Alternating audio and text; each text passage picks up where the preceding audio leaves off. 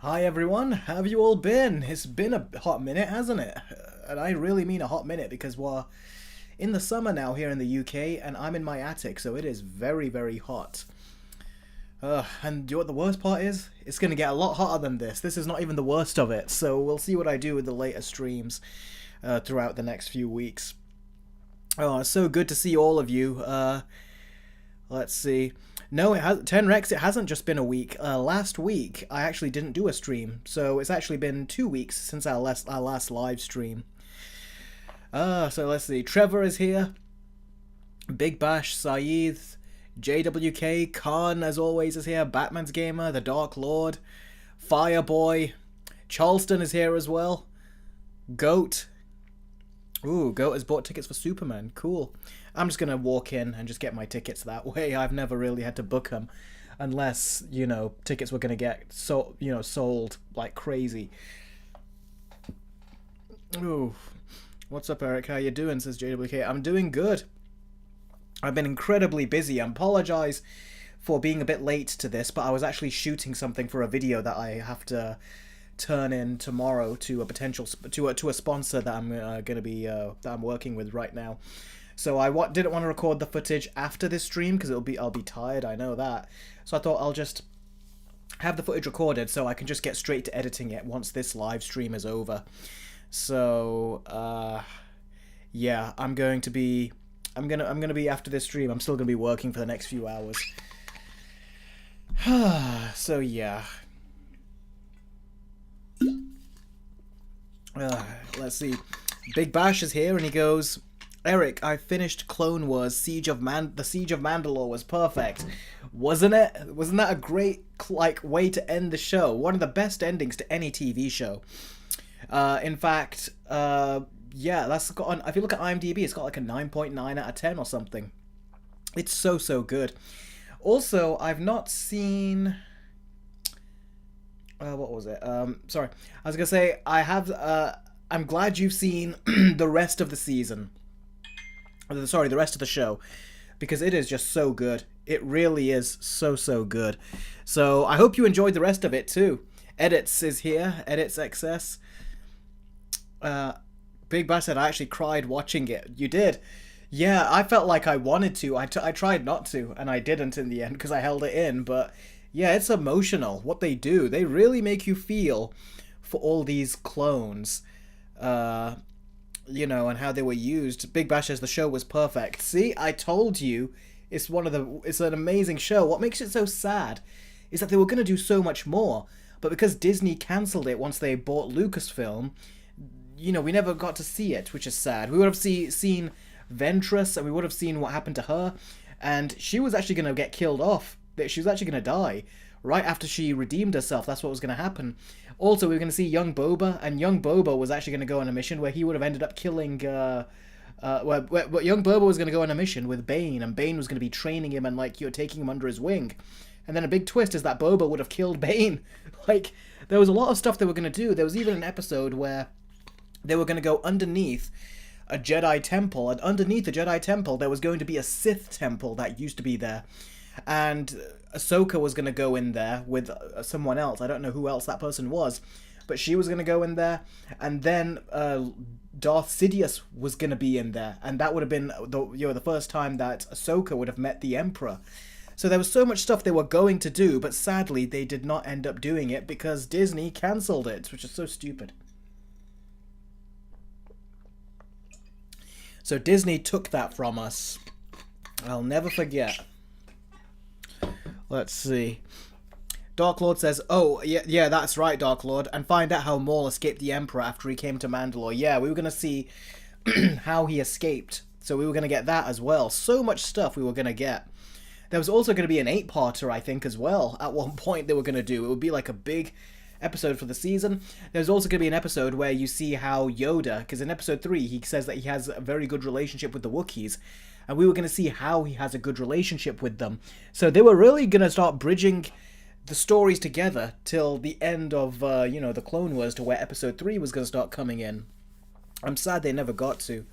Khan says, I'm on season 7 of Clone Wars. I'm about to finish the show soon. Ah, cool. Oh, look at that. I hope you enjoy it, Khan, because it really is great. We'll have a lot to talk about after. And Sarah has come to the chat and she goes, I just watched Star Wars for the first time. Oh, cool. That's a very impressive thing to do, Sarah. Joey says he's on season 6 of the Clone Wars. Man, have you guys really have taken on board what I've said? I think you have, at least, if you're watching Clone Wars, because I brag about it so much. So I'm surprised a lot of you guys actually went and watched it. Let's see. So Sarah, which one did you watch? Which Star Wars did you watch?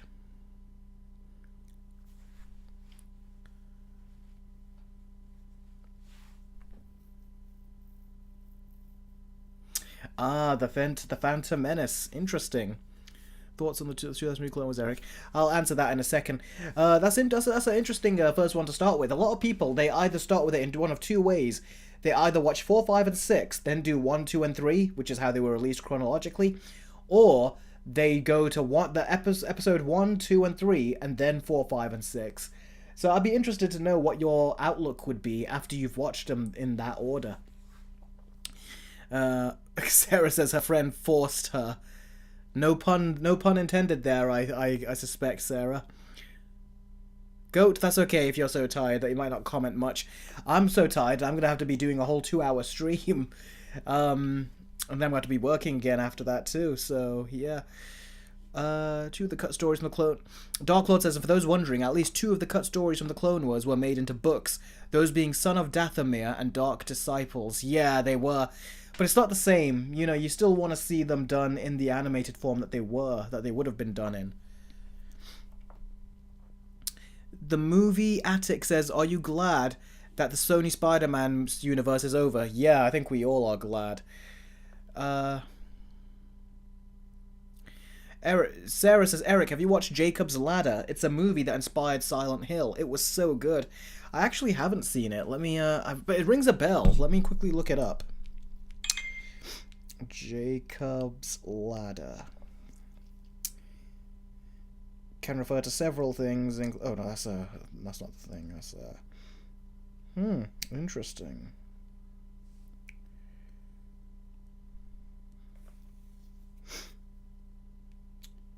Tim Robbins is in it. Jason Alexander is also in it. Patricia Kalemba, I don't know if that's someone else I'm thinking. Oh, Ving Rhames is in it.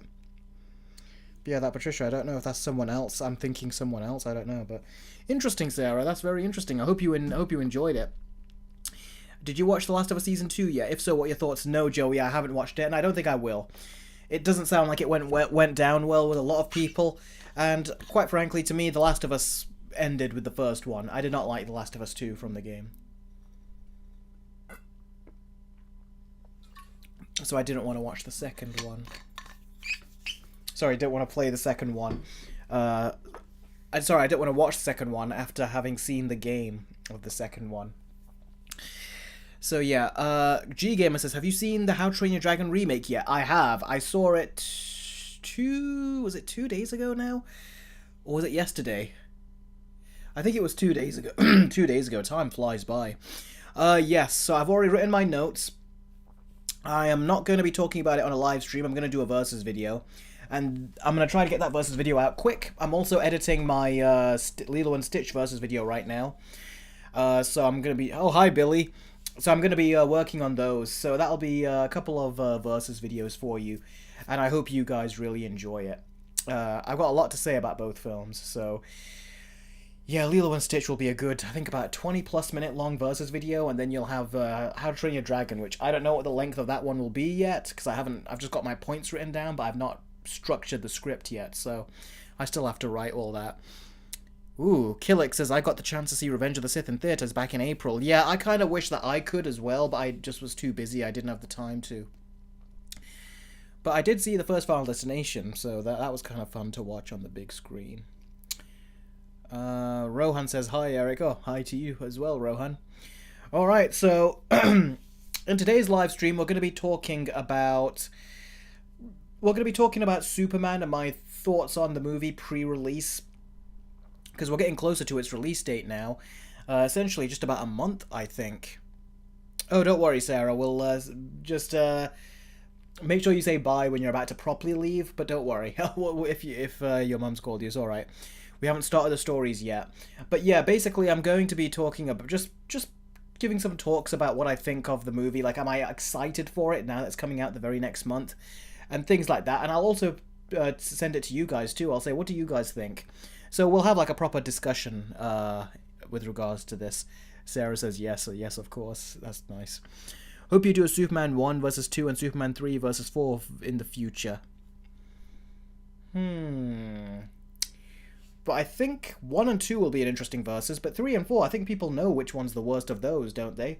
Although I've not seen 3 and 4. I know what they're about, but I've not seen them. So the first movie I've not seen since I was like a 11-year-old kid when it came on TV, and I don't even think I saw the whole movie then either. So the original Superman, I've still not seen all of it from beginning to end to this day. I only was able to catch it on TV, so yeah.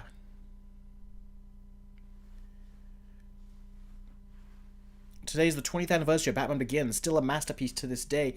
Yeah, I was actually thinking of making a video of it at first, 20 years since. But I'm too busy to do that, so I wasn't going to. But yeah, I love Batman Begins. That and Sam Raimi's first Spider-Man movie are two of my favorites. They are two of my most favorite superhero origin movies, so I love both of those. JWK says, wow, 20 years? Yeah, 20 years. I remember I was, just turned 10 when we went to go see that. And it was one of the worst cinema experiences I ever had, because the cinema was just falling apart that day. Literally. Let's see. Oh, Billy says, I love Ballerina too. I wish they developed more the protagonist. I've not seen Ballerina because a lot of these movies that are coming out, the new Karate Kid, Ballerina, they seem like movies that you can just watch at home. Like, there's no need to rush and go watch them in theaters. So, yeah, I've not been watching them. Plus, I've got a new device, which I'll tell you about soon. And, yeah, I'll be able to show it to you soon. I'll be watching it on that. I will. Billy says, Eric, do you take commissions for Versus videos? Yes, I do. Give me a second. Where is it? Oh, I haven't got it here. Yeah, you're going to have to go over to Patreon to take a look. But yes, I do take commissions for Versus videos. And some people have done commissions for Versus videos and quick movie reviews. Like, Gregory, for example, he asked me to do a Puss in Boots Versus video, and I ended up making the video for him. So yeah, I do take requests, and I do them, but they have to be in order of the people that asked for the videos first, and that's how I do it. The Movie Attic says, can you do a Batman 1989 versus Batman Returns video in the future, Eric? I could, but it's not something I'm thinking of right now. Right now, my mind is on Superman. So I'm going to be thinking of doing some Superman versus videos. But yeah, I could eventually get down to that, but I can't make promises with that. It depends what I want to make in the moment. But like what Billy said, if I take commissions for versus videos, if you want that to be done sooner, that's the way to do it. Thoughts on Spaceballs? I've not seen that yet. I tried to watch a little bit of it when I was a kid, but I thought it was just too silly. It's because I didn't really understand spoofs or parodies when I was that young. Spoofs and parodies now are like, everyone knows them. Back when I was a kid, I didn't quite understand the parody movie. It just seemed too silly to me, even though that was the point. So I need to watch that. I'll give it a watch. What about Monty Python? I think I've seen one of the Monty Python movies, yeah. I was surprised the amount of nudity that was in it. Like, for what it was. G-Gamer says it's $350 for a Versus video. Is it $350? I've forgotten now.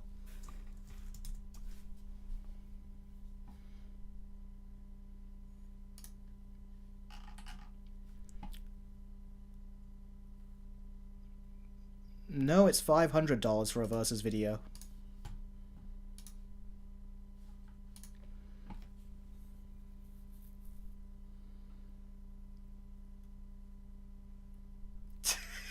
Sarah's like, so greedy, Eric. Tis, tis, tis. It's not that. It's just that it's hard to make these videos. They take so much time. So, originally I think I did have it lower, but when I found out just how much work it was, I was like, I've got that. I have to put it at the point, I had to put it at a point where I thought it was worth the effort I was putting in, because the amount of sleepless nights I had to spend, as well as making my others, it was so difficult to do. G-Gamer says that 500 was for the 3-way verse video, 350 for a 2-way one. Well, we'll see what happens. But, yeah, it's... I don't think right now, I don't think I can do 3-way versus videos with the commission. It's just so hard to do even 2-way versus videos with that commission, so I kept it at that level for that reason. Khan says, hey Eric, what are your thoughts on Blumhouse acquiring the rights to the Saw franchise? Should we be worried? Yeah, that was kind of a surprise. I just heard of that recently. I've not read into the story, but it's not a disappointment, but I think it's because didn't Lionsgate own it first? They are been having flop after flop after flop, and even Ballerina did not work out for them, even though I hear it's a good movie. So I think they're selling off certain of their IPs because they need the money. I think that's what it is. Goat, yes, I did watch Open Season when I was a kid. Joshman says, Eric, how's it going today? It's going well. Today's Father's Day, and how's it going on the Lilo and Stitch versus video? And I know you are about done with the Snow White versus video. Yeah, the Snow White versus video is done. All I've got to do now is just record the outro for it. And I've also got to put a sponsor segment into it as well. But yeah, the Snow White verse video, it is done though. Yeah, it's already on my Patreon for early access and on YouTube memberships for early access. So yeah, it's available. But yeah, the Lilo and Stitch one's going good. I just cut recently, I edited everything except for the intro and the conclusion. I still got to write the conclusion, and I think the intro is already written mostly, so I got to just finish those off and then record them both. And then, yeah, but in the meantime, I'm going to start editing the rest of the footage into the other aspects and segments. So yeah, the Lilo Stitch versus video is going good. I'm also going to start writing the How to Train Your Dragon versus video for the remake. So I'm going to be doing that. So yeah, that's another one. And then, let's see, I've got a couple other videos as well, which I'm also working on in the background too. So yeah, plenty of stuff is coming. Yeah, it is sad to see that Transformers 1 won't be getting a sequel. But yeah, I am actually playing, speaking of Transformers, I'm actually playing Transformers War for Cybertron on my Steam Deck. That's a game that people said so many good things about back in the day, but I never had a PS3 or a 360. So yeah, I'm playing the game right now. On my birthday recently, I actually played it. It was my birthday a few days ago. On the 10th of June, and I was actually playing it, and it was a lot of fun. Like, it's been a while since I've found a game that just I was so sucked into that I couldn't put it down, and this was one of those games. It is really quite like a dense game though. Each level is quite meaty. Like, they give you quite involved levels, and right now I'm playing as the Decepticons. Then I'm going to be playing as the Autobots. So I'm definitely looking forward to that. Definitely. So yeah, it's a really fun game. Sarah says, okay, hey, so sorry guys, but I have to go. It's midnight here and I have to wake up early for work. So sorry I've been so busy. You're not the only one that's been so busy, Sarah, myself included as well. I'm sorry you wouldn't be able to be here for longer. I wish I could have done the live stream earlier, but like I said, I was busy as well. So it was great to see you. It was great to see you here, even if it was for a little bit. I really appreciate you dropping by. So yeah, thanks Sarah. I'll catch you next week, hopefully. Take care. And have a good sleep. And good luck on work. Good luck at work tomorrow. That's great to hear, Sarah. So take care. Take care. Joshman says, Eric, did you read my comment yesterday about the stores I suggested for the stream about Bradford not coming in to be directly? Brad Bird not coming in to be. Yeah, we'll be talking about that in these stories coming up. Charlton says, I saw Ballerina with my mum. Me and her love the John Wick movies. So, what did you think of Ballerina then? Did you and your family like it? Big Bash says, thoughts on the DLC for The Force Unleashed? They're fun. They're nothing amazing, but I used to play them a lot. But my favourite version of The Force Unleashed, though, is the PSP version. It's got the most content out of all of them, which is so strange. Wick. Why does Superman have colours? It should be dark and grey. Very funny, Goat. Ooh, Saya's watching Superman in 4DX. That sounds fun. Why is this?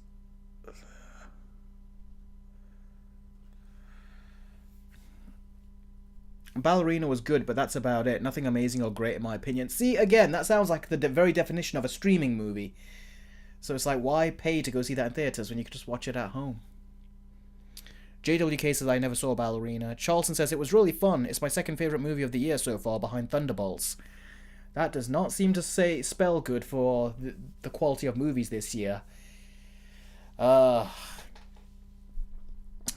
see, Crazy Cat Lady says, how is everyone's Happy Father Day? I watched the How to Train Your Dragon 2010 one. Still awesome. Yeah, I've actually got some 3D glasses over here. And I'm actually going to be watching the 3D How to Train Your Dragon, the original animated movie, very soon on a 3D projector. So I'm going to be doing that and having some fun with that. Yes, Big Bash, I have heard that they want to make John Wick 5. I'm really not surprised, just because it's the only franchise that is really working for them, isn't it?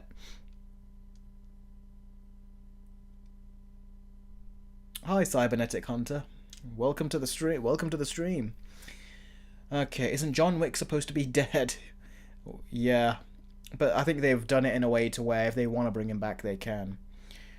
I should binge watch the John Wick movie, says Killick. Wow, if you haven't seen them, that'll be one hell of a binge watch, especially because they all take place pretty much right after the previous one ends. So yeah, that'll be a fun binge watch for you. Joshman, no, I'm not going to be watching Elia when it comes out. When I saw How to Train Your Dragon recently, I saw a trailer for it.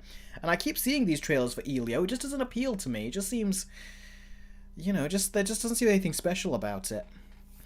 Charlton says, I'm hoping they make a Donnie Yen spin-off, like you said in one of your videos. Yeah, I want that too. I mean, I think a lot of people would have gone to see that because John Wick 4 set it up. And most of these John Wick audiences, they go to see the movie. So if you set a character up from a movie, I'm sure more people will be interested to watch a spin-off on that character. But the ballerina, she was not been in any of the previous movies, and now they're just putting her in one and they expect you to want to go watch it. It's like, no, it doesn't work that way. Eric, what was your favourite Yuri Lowenthal role? Ben 10 or Spider-Man? Ben 10, without a doubt. Ben 10 Alien Force, I'll say that all day. He's a very good choice for Spider-Man, though. It makes a lot of sense that they brought him in for Spider-Man. But Ben 10 all day. Ben 10 was my childhood, more than the PS4 Spider-Man.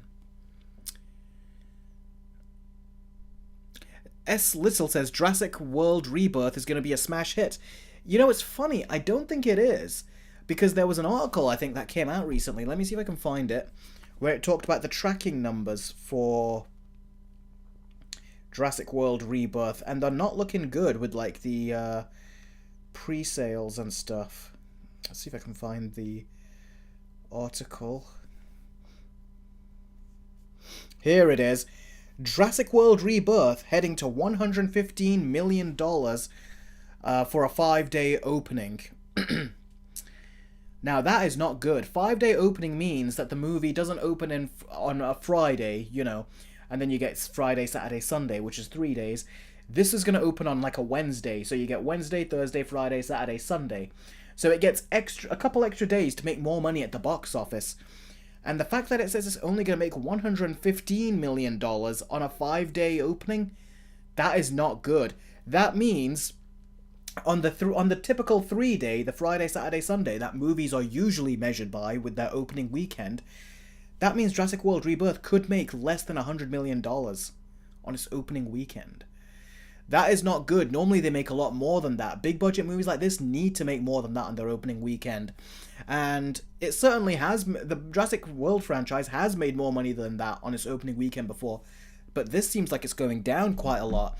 So it seems like people are not as interested. Now maybe walk-in business is what will get people to see Jurassic World more. Because a lot of people will walk into the theatre and they won't pre-book their tickets like people are now. And that could save it, but an international box office has been very kind to Jurassic World, but that's not a good number, especially for a 5-day. So I think Superman will actually outperform all 3 movies, potentially. By all 3, I'm talking about not just Jurassic World, but also Fantastic Four.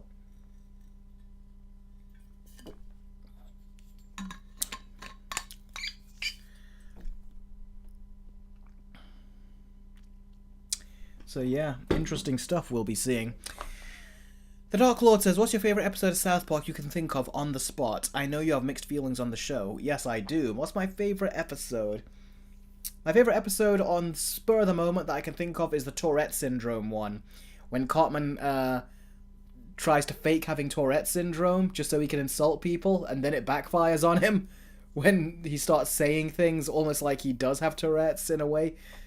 That was, that was a funny episode. There was also an episode with when Randy, I think, said the N-word on national television.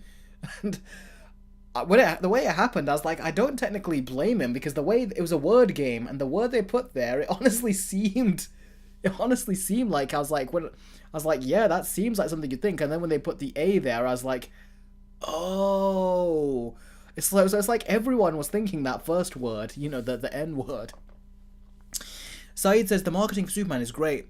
I think the marketing for all three of these movies, Fantastic Four, Superman, and Jurassic World Rebirth, has been nothing special.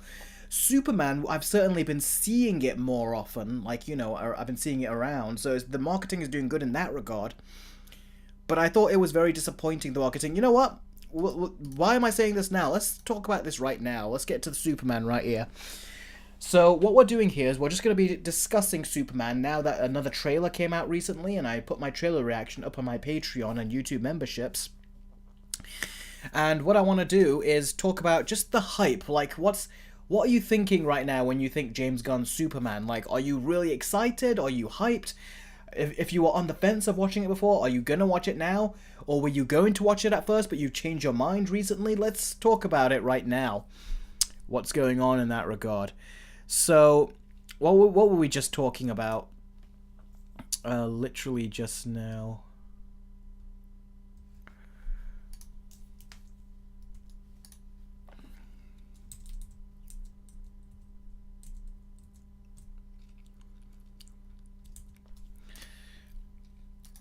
Yeah, so the marketing campaign is, I thought, has been good, but it's not been great. One problem I've been having with the marketing is that James Gunn keeps forcing himself into all of it.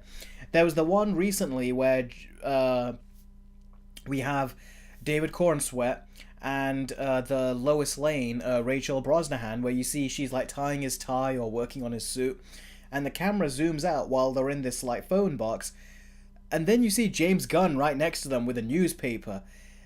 I didn't like that. I was like, look, that was good. That's very good of hyping you up with Superman and Lois Lane. But then when they had James Gunn show there, it felt all of a sudden like, no, this is just a behind-the-scenes thing. It's like James Gunn keeps putting himself into all of this marketing. And it's like, dude, you got to give hype to your characters, to your actors. Because it feels like the attention, when it's on them, it immediately shifts over to James Gunn. And he's been doing that too much.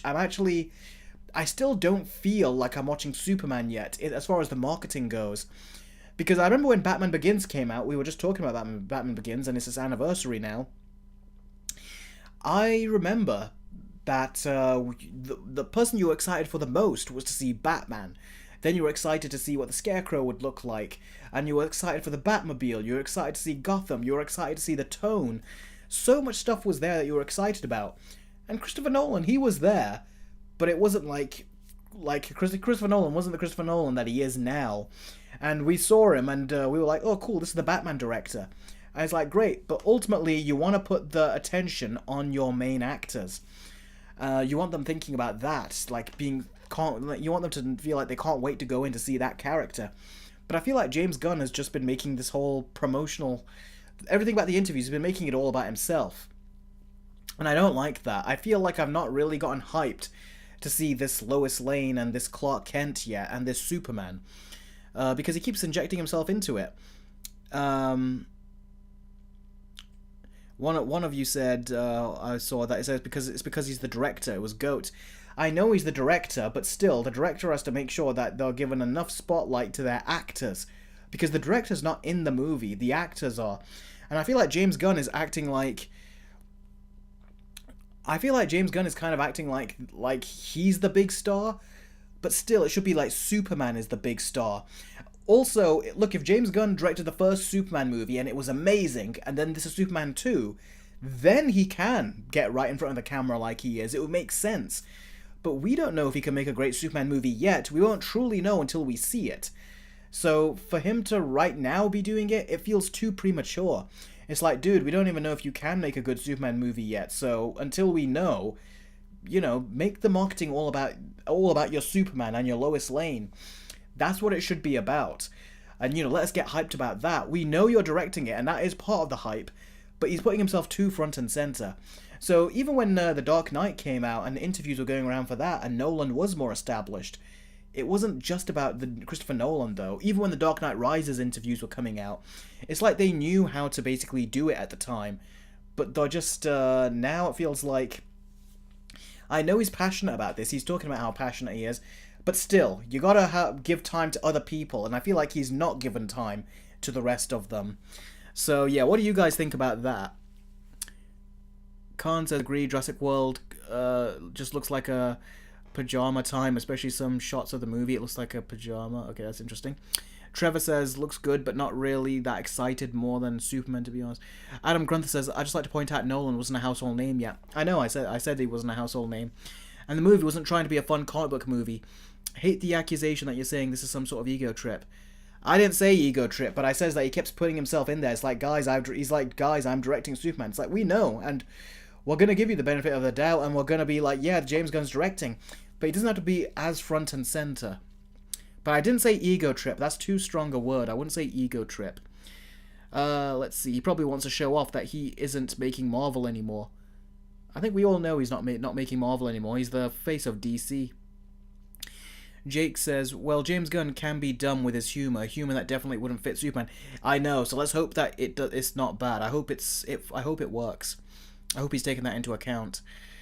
I think he is getting at Marvel. Well, he doesn't have to get at Marvel. He's already been working at DC already, so he's kind of already gotten back at them, if that's what you think. Adam Grunther says, this is a passion project, and he's the head of an entire cinematic universe. Not to mention, he hasn't missed with any comic book movies or shows yet. Yeah, I'm not disagreeing with any of that, but I am still saying I don't feel like I've come out of this marketing campaign really having a feel for David Cornsweet or Rachel Brosnahan as their two characters. It's a lot of more attention should be on them, and I feel like not enough is. And when they are having attention on them, like I said, when the camera was on them, and they were acting like Clark Kent and Lois Lane, and the camera moved back, I was like, that's excellent. Like, I'm getting the hype. But then James Gunn showed up in the booth right next to them, and I was like, dude, you don't need that. This felt like you were having the two characters at first. Now it felt like a stage play. Like, it's like this is all just set dressing and stuff. It kind of took it out of feeling like, oh, this is Clark Kent and Lois Lane, and it made it feel like, oh, this is just a behind-the-scenes little look. Basically, he can put himself in the marketing. I'm not saying don't, but I'm saying control yourself, dude. We know this is your movie. We're all giving you the benefit of the doubt. I'm rooting for you, but you're kind of taking the fun out of the marketing campaign. So it's kind of getting a bit frustrating in that regard. Joseph says, hey Eric, I just saw Ballerina and I loved it. Are you going to review it? Well, I'm glad you loved it. I'm not going to review it because I'm going to watch it when it comes out on streaming, and I think at that point it'll be too late. But yeah, we'll see what happens. JWK, that's funny. He says, with James Gunn, he says, it felt like how Lemony Snicket always injected himself in the series of unfortunate events show. Not quite like that, but I totally understand what you mean. Who we talking about? How many tickets are being sold on Fandango for James Gunn's Superman? Yeah, it broke a record, didn't it? It's interesting because Superman is actually doing really good. And it seems like the more I'm looking at the hype, though, surrounding, like, we know Fantastic Four, Jurassic World, Rebirth, and Superman are coming out in the same month, in July next month. But in terms of the hype, in terms of the interviews that pop up on my people I'm subscribed to and everything, the talk of the town really is Superman. It's not Jurassic World or Fantastic Four. In terms of the order of the dialogue going on between these three movies, in order is Superman people are talking about the most, Fantastic Four, and Jurassic World Rebirth. It's funny how Jurassic World is really like just losing its luster. Usually there's hype for a new Jurassic Park movie, but really here there is just not. It's so bizarre. Because I always said that Fantastic Four is the one that's going to do the least good of the three. But it probably still could, because these Marvel movies, lately they've been dropping on their second and third weekends like crazy. And Jurassic World, who knows, with international audiences, it could actually keep going up. So, yeah. Also, those movies had Chris Pratt, and I feel like Chris Pratt at the time was at his peak. So, he was a selling point. Scarlett Johansson, I feel like how I do with a lot of the Avengers actors, like even Chris Evans, I feel like they're kind of past their prime. So you could put them in now, and yeah, we recognize them, but it feels like they've kind of lost their luster, because it's been how many years now since Endgame came out? 6 years? So it feels like it's just been so long now. It feels like they're not on that same level of hype that they had before. So I think Chris Pratt, was actually a big reason as to why that movie was doing well. Not only that, but Chris Pratt, do you remember in the first trailer what he was doing?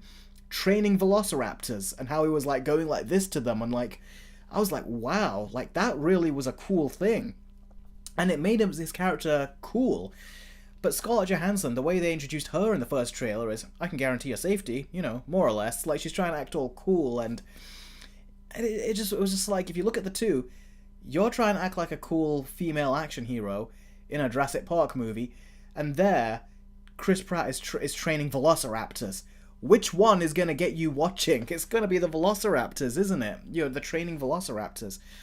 So yeah, I feel like they've tried to go bigger with this one, but they also, I think, ignored some key elements. I actually think Scarlett Johansson is miscast in this. She could have been another character, but to make her the main character, coming off of Chris Pratt, coming off of Alan from the original movies, I don't understand the logic behind bringing her in, and I think that might have something to do with it. Adam says, Fallen Kingdom and Dominion were also terrible. That's more likely why nobody cares. Yeah, but Fallen Kingdom wasn't good, but it still made over $1 billion. And you'd think that would make people not want to bother with Dominion, but Dominion also just scraped past $1 billion. So I think don't underestimate the actor. I think the actor actually is a big reason as to why the movie did well.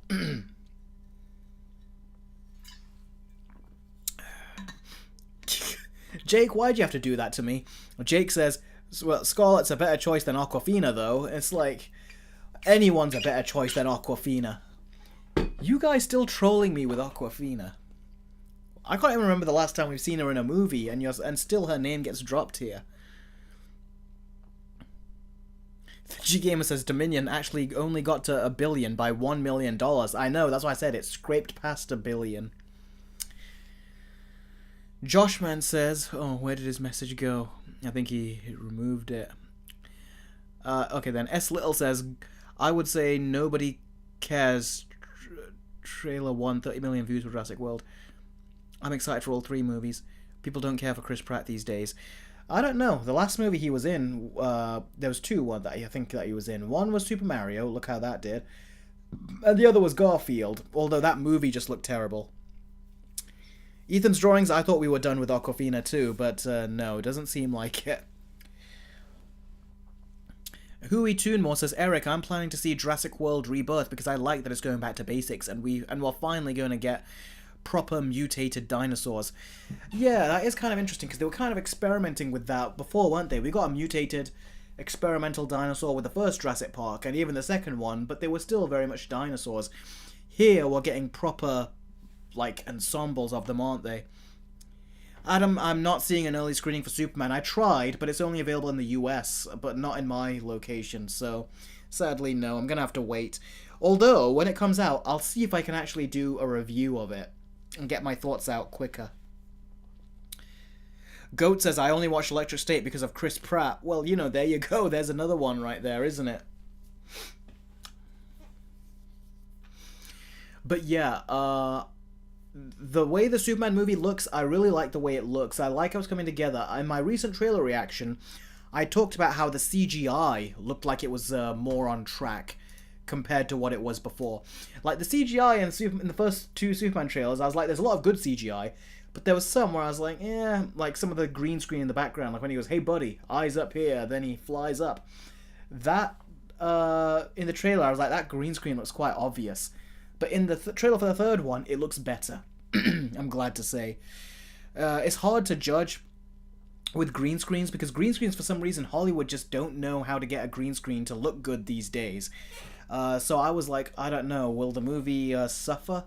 Will it have a bad looking green screen, because that's quite common? But they fixed it, and I'm glad with that. But there was some wonky CGI, like in the slow-mo when Superman punches that guy and his teeth go out. If you look at Superman, he looks a bit rubbery, like, you know, that rubbery CGI look, and then he flew back up and was flying around. I was like, I don't know. I was like, I wish they could get their CGI doubles right. You could tell when it looks a bit weird, and I just think that they needed to do a better job with that. But again, we'll see the final movie. Maybe it will look better.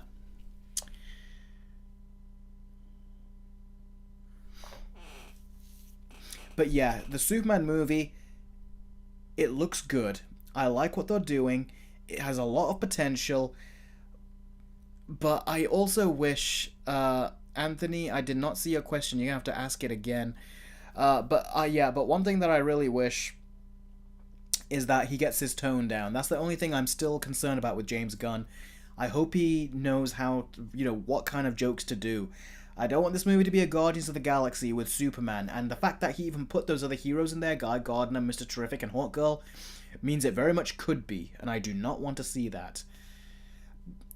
You know what? I wasn't gonna say this, but I'm just gonna say it to you guys right now.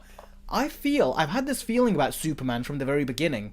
Like, before the movie we even knew what the movie was about, I told you guys, I said I bet you James Gunn is gonna put a superhero team in there, because he loves comedic bickering. Like, he loves to have characters bicker with each other, with other superheroes. But I was thinking of this now. Today, actually.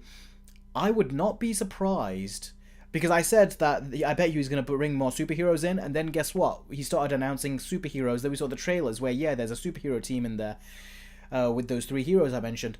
But I was thinking today, I would not be surprised if coming out of this movie, people start saying the worst thing about this movie was those 3 heroes. Guy Gardner, Mr. Terrific, and Hawkgirl. I would not be surprised if people actually came out of the movie and says they were the weak point. Like, we didn't need them. What do you guys think? Do you think that's going to happen? I bet you that is going to be the thing.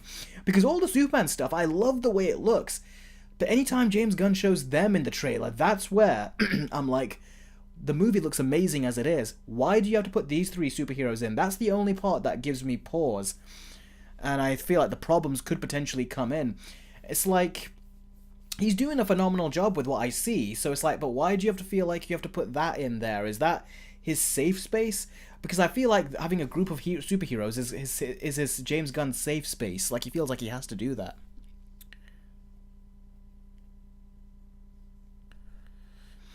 I miss solo movies. Too many team-up movies. I agree, Big Bash. Jake says, imagine they play the song Starman by David Bowie. Think it would be cool or lame or both somehow? I don't know. It depends how they do it, if they do it. But I hope they have more of an emphasis on the soundtrack. Yeah, S. Little says Hawkgirl mask looks horrible. I think her costume doesn't look particularly good. Looks too much like clothes, like I said. JWK says, I want a Superman movie with only Superman. Yep. Let's hope this isn't going to be a Joker 2 again, says G-Gamer. Yeah, I don't think it can be a Joker 2. I don't think it will be. Adam says, I'm just going to say it. It's harder to write for an ensemble than it is just one character. I'd argue it's more impressive to have a film about a team. Yeah, but not this movie. This movie is called Superman, not Superman and Team. This is supposed to be a Superman movie. I would never wanted a superhero team to be in here. And also, you say a superhero team can be more difficult to write for, and I don't doubt that. But I feel like with James Gunn, it's easier when he has a superhero team. I feel like he probably, either he gets bored, or he doesn't know how to write a movie unless there is a superhero team. Because just look at all of his projects. You got Guardians of the Galaxy, there's a team in there. You got the Suicide Squad, there's a team in there. You got Peacemaker, there's a team in there. You got the Creature Commandos, there's a team in there. You've also now got Superman, and there's a team in here. He keeps doing teams, and I don't like it. It feels like it is a safe space for him. So yeah, maybe it's harder for some people, but I feel like for him it's actually easier to write with that. And he really needs to pull back with the team. This would have been a moment to show, again, that he's breaking out of his usual kind of like traits, and it's showing that he's going to do something really different. But putting those other heroes in there just feels like he's making it easier for himself in that regard. JWK says, I think this film might suck. Let's hope it doesn't. Charlton says, I wouldn't be surprised if he directs a new Justice League movie too. Yeah, I kind of hope he doesn't. I hope someone... Because I know James Gunn's style at this point. Unless he transforms his style, I want someone with a different kind of, like... I want someone with a different sensibility to come in and direct Justice League. Someone who can bring something different to it than what James Gunn would. Because I feel like with James Gunn, we've seen a lot of what he can do. And I don't want him to just do the same thing. But if he's willing, and if this movie, if we see that he can mix it up, then yes, I would actually like to see what he could do with the Justice League. Jake, I've spoke about Elio earlier. I'm not particularly interested. Adam Grunther says, if James Gunn has written 7 good comic book projects, I have no doubt this will be good too. I think it will be good, but I want it to be great. That's what I'm looking for here. Yako says, oh, Yako has done a £1.47 Streamlabs donation. Thank you very much, Yako. I really appreciate it. Ooh. He says, hey Eric, hope you're doing well. I'm highly excited for July, as it'll be a big month for me as a movie fan. I'd say Superman is my most exciting movie. I've also made my own fan films recently, like The Electric State. I'm excited for your Superman vid. Thank you very much, Yako. Yeah, it's going to be a fun month. I will say, not quite as fun for me. It'll be a very busy month for me because I can't just watch a movie and enjoy it. I have to watch it, then I have to analyze it, break it down, write a whole script around it, and edit a big video around it. So for me, it means a lot of work. And then I've got to do something like that with Fantastic Four. I'll try to put a poll out for you guys with Fantastic Four and see what you want me to do. Right now, my idea is Fantastic Four Rise of the Silver Surfer versus the new Fantastic Four. Because they both have the Silver Surfer in it. They both have Galactus in it. And they both... I'm sure that the Silver Surfer is going to team up with the Fantastic Four, just like the Silver Surfer did in that first movie. So that's what I think I'll be doing.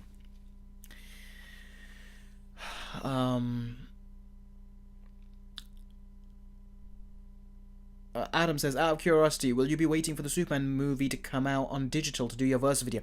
No, I'll try to do it as soon as I can. The only reason it's happened in the past where I'll wait on digital is if I'm taking long to write the versus video, but I'm hoping it doesn't take me long. But I will be watching Superman, Man of Steel, and the Superman movies. I'll have a lot of movies to watch, basically. I'll have my work cut out for me. Chris says, I did just finish season 1 of Smallville before I joined the stream, funny enough.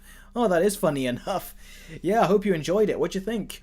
Had a nice cliffhanger at the end of season 1, didn't it?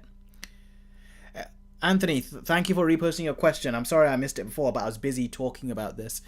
Anthony says, Eric, what is your opinion on celebrity voice acting? What is my opinion on celebrity voice acting?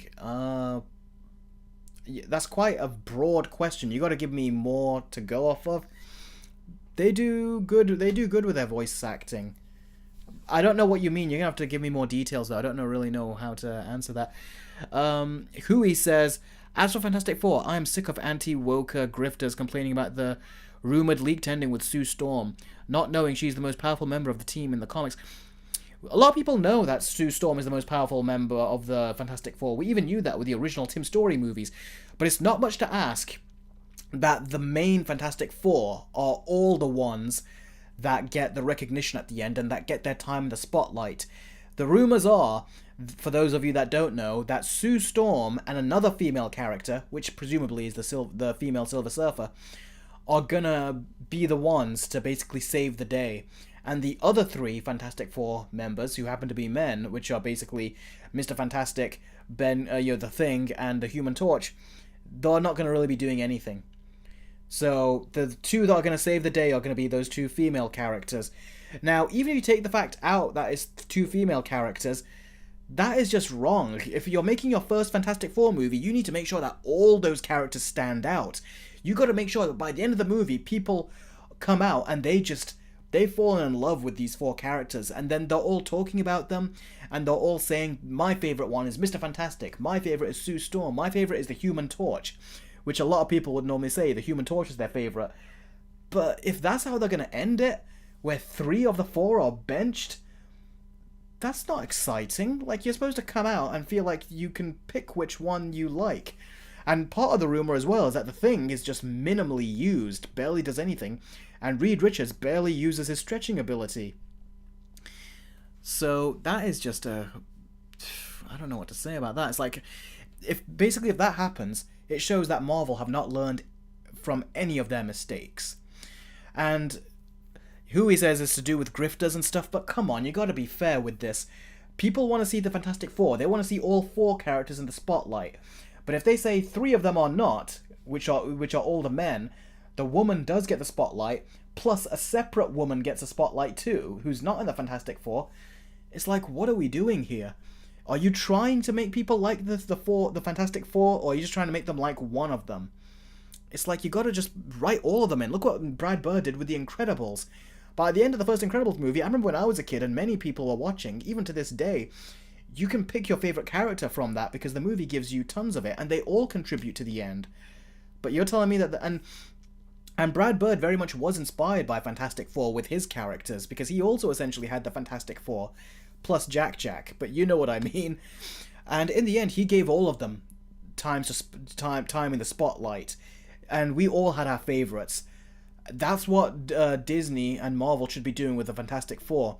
But to sideline 3 of the 4 of them, and then focus on just Sue Storm, and then the Silver Surfer, another outsider, that's not a good move. And if they do bad, I'm not gonna accept the excuse that it's just anti-woke grifters. You'll probably get a small section of that, and I'll understand if people think that, but come on, you gotta understand why people are gonna be disappointed with that. And if you just put it down to all of them are anti-woke grifters, I really don't know what to tell you at that point. Adam says, hang on, let me read some other comments before I get to you, Adam. Your name always pops up on here. For some reason, it stands out. I don't know why, but let's read everyone else's. Predict your Goats gave a very good question. And Electrify is here. Hi, buddy. Great to see you joining in.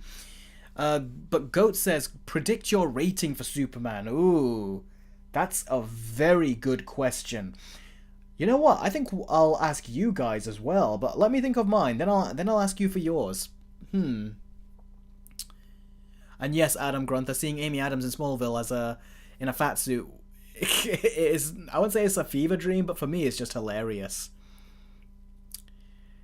That's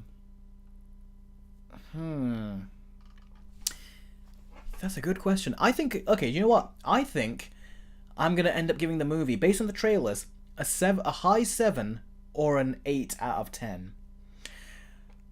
I think the highest I'll give it is a high 8. I'm hoping I can give it a 9 or a 10, but aside from Peacemaker, I've not given any of James Gunn's movies that high of a score. The highest he's been able to go for me is an 8. And I hope he can, surprise me this time and break out of that.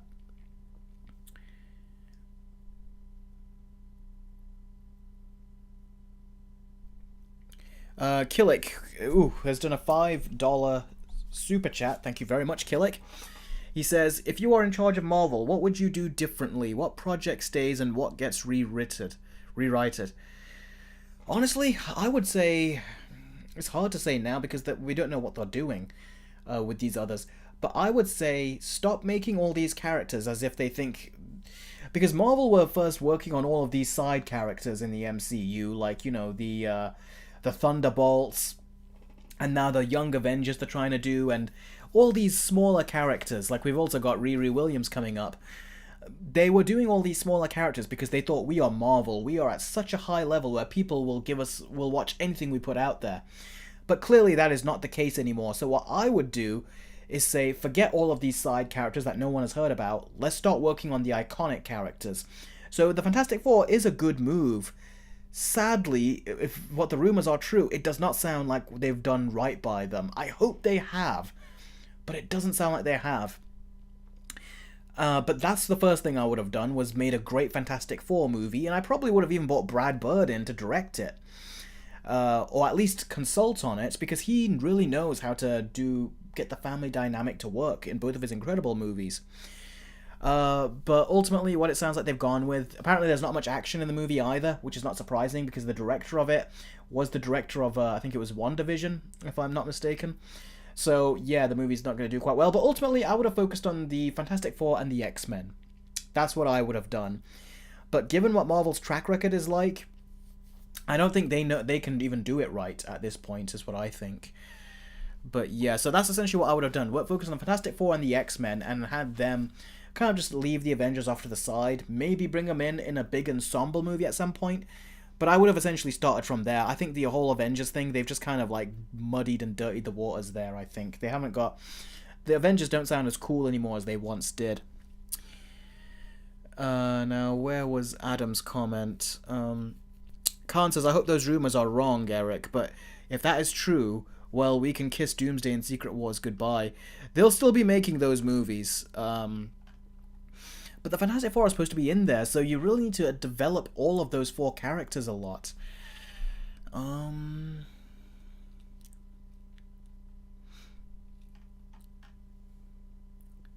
Did Adam delete his comments? Because I think I don't see it. Alright, so let's see. What do you guys give Superman? What score will you guys give it? Ooh, Hui says he'll give it a 10 out of 10. Cool. Ethan's Drawing says I'm going to guess 7. Big Bash says 8. Fireboy says 8. Saeed says 8. Jake says 7 out of 10 is my guess. Electrify says probably a 7 or a low 8. The G Gamer says 1 out of 10, I think. Nah, just kidding. Probably an 8 out of 10. JWK says, I forgot they gender swapped their Silver Surfer. Yeah, they did. And, you know, that's not a good move in of itself when they did that. 8 out of 10 says Fireboy. At least a 6 out of 10 says Saeed. Ooh. G-Gamer says, imagine if it was 1 out of 10. I don't think it would be that. 10 Rex says, Eric, you missed a super chat. I've not missed a super chat. I've caught up on them. JWK says 5 out of 10 is how I would rate it. Killick says, hopefully at least 8 or 9 or 10. I don't think it'll be a 10, but I'm hoping it will at least be a 9. Like, you know, I want this movie to be really good.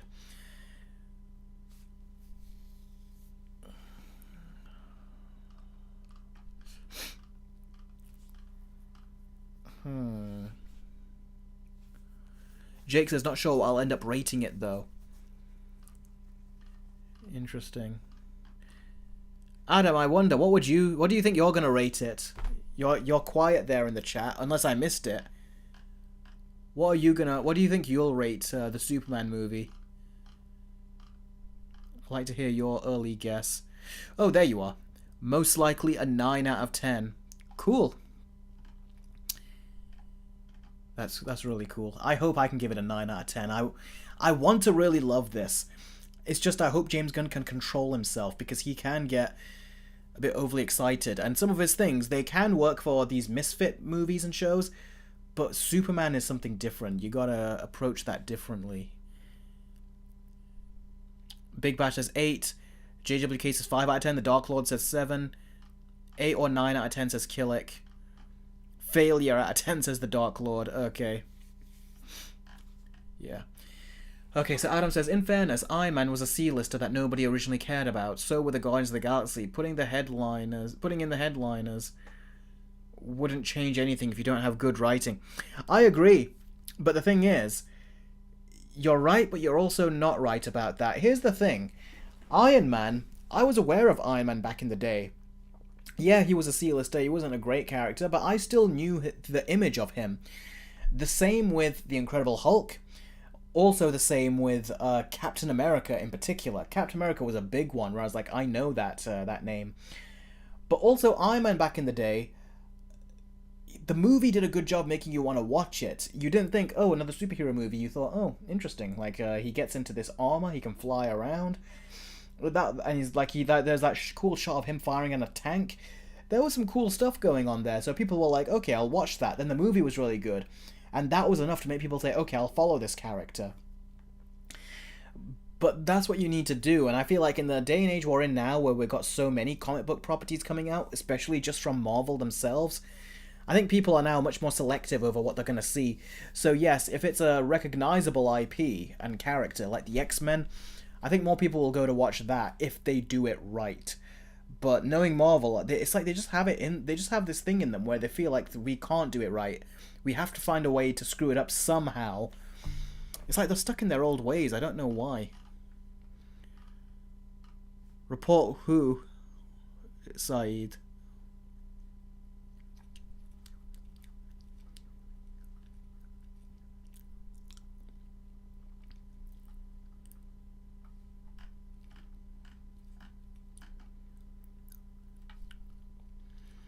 Electrify says, I would delay Fantastic Four for 1 year. Huh? And 1 year in a half to rework it.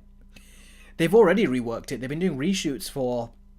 I heard about 3 months ago they were doing reshoots, and then there was also the rumours of them doing emergency reshoots for the ending, because apparently the test screeners did not react well to it. So they're already doing reshoots till the very end, and like working on the movie for till the very end. Even though James Gunn has just said recently himself, like about a week ago or something, was it been a week, just under a week, that he's wrapped on Superman, it's done. The whole project is finished. So he's got the movie done a month in advance. He's turned it in, and meanwhile Marvel are still working with reshoots and having VFX artists work on the reshot footage, and their movie is not far along. That's not a good look for them. It really isn't. Because this is supposed to be the movie that's supposed to fix them, and instead it seems like it's going through all the same issues that all their failures have gone through.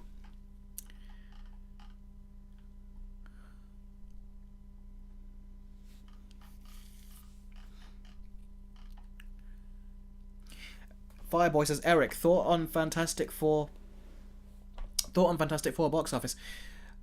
I think it'll probably make around 450 million.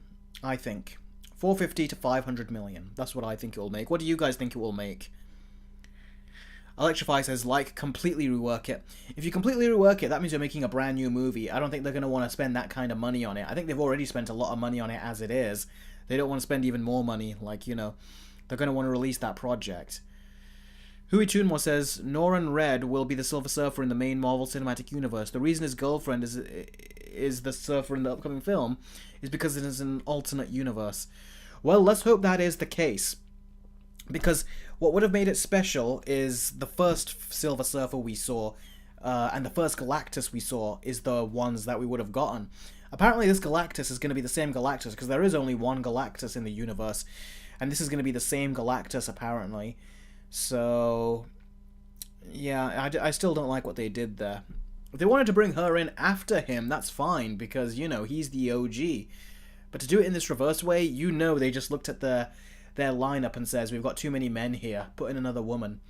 Because originally, they were trying to gender swap Reed Richards or The Thing, weren't they? The Thing, there was rumours that Mila Kunis was approached. Because they were struggling to make it diverse. So yeah, but then they ended up putting Pedro Pascal as Reed Richards, which he is you know, diverse, and then they ended up doing this female Silver Surfer. So yeah, it was all came from a place of diversity is why they wanted to do it. Okay, so let's see, what are you guys saying? How much do you think it's going to make? Adam says, Jesus, comments are getting uncomfortable. What's happening? What are people saying?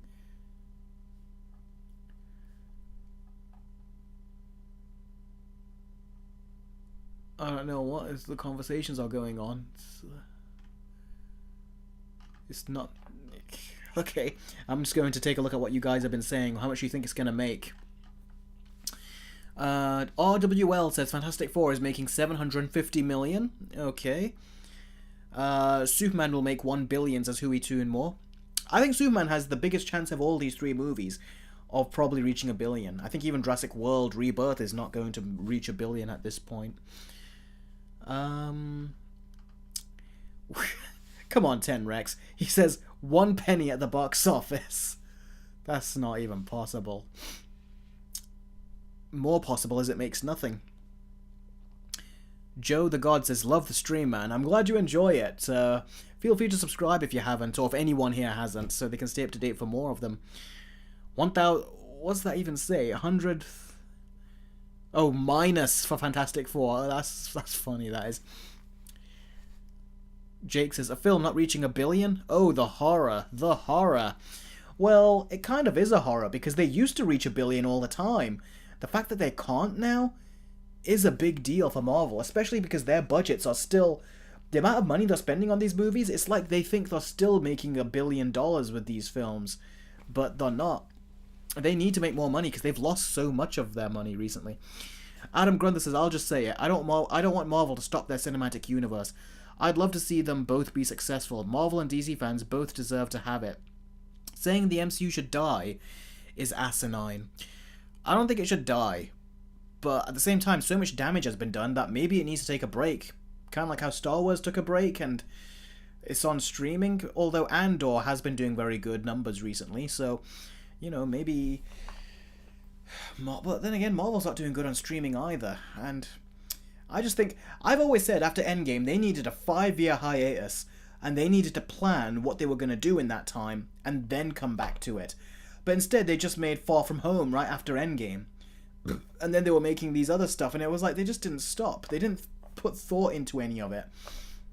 And Kevin Feige really seems... I think they need to get rid of him at this point. Because if the rumors are true for what's going on in the Fantastic Four movie, it basically shows that he is the one that is not freaking learning, and he keeps making the same mistakes over and over again. And before he had people with him, before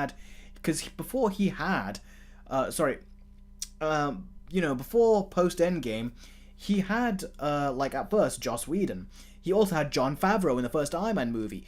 He also then had the Russo brothers and James Gunn. And I feel like a lot of these people were kind of like James Gunn in particular would look over some of the stuff at Marvel and help Kevin Feige out. The Russo brothers in particular were helping out. They were managing the big stories in the MCU. And then we have, of course, Jon Favreau, who, if it wasn't for him, you wouldn't have even had that first Iron Man movie. But even he apparently was helping out in that regard. So a lot of people were helping out originally. But then Kevin Feige, the Russo brothers went to do their own thing. Jon Favreau was going to do his own thing. Joss Whedon got out of the picture. And it seems like... and James Gunn, of course, left Marvel. He went to DC. It seems like he doesn't know what to do on his own. So everyone was saying, oh, it's just Kevin Feige. He's the only one. It's like, no, clearly there were other people involved in making the MCU what it was. And I think Kevin Feige... on his own, he just can't hack it. We can see all the terrible mistakes he's making and the wrong choices.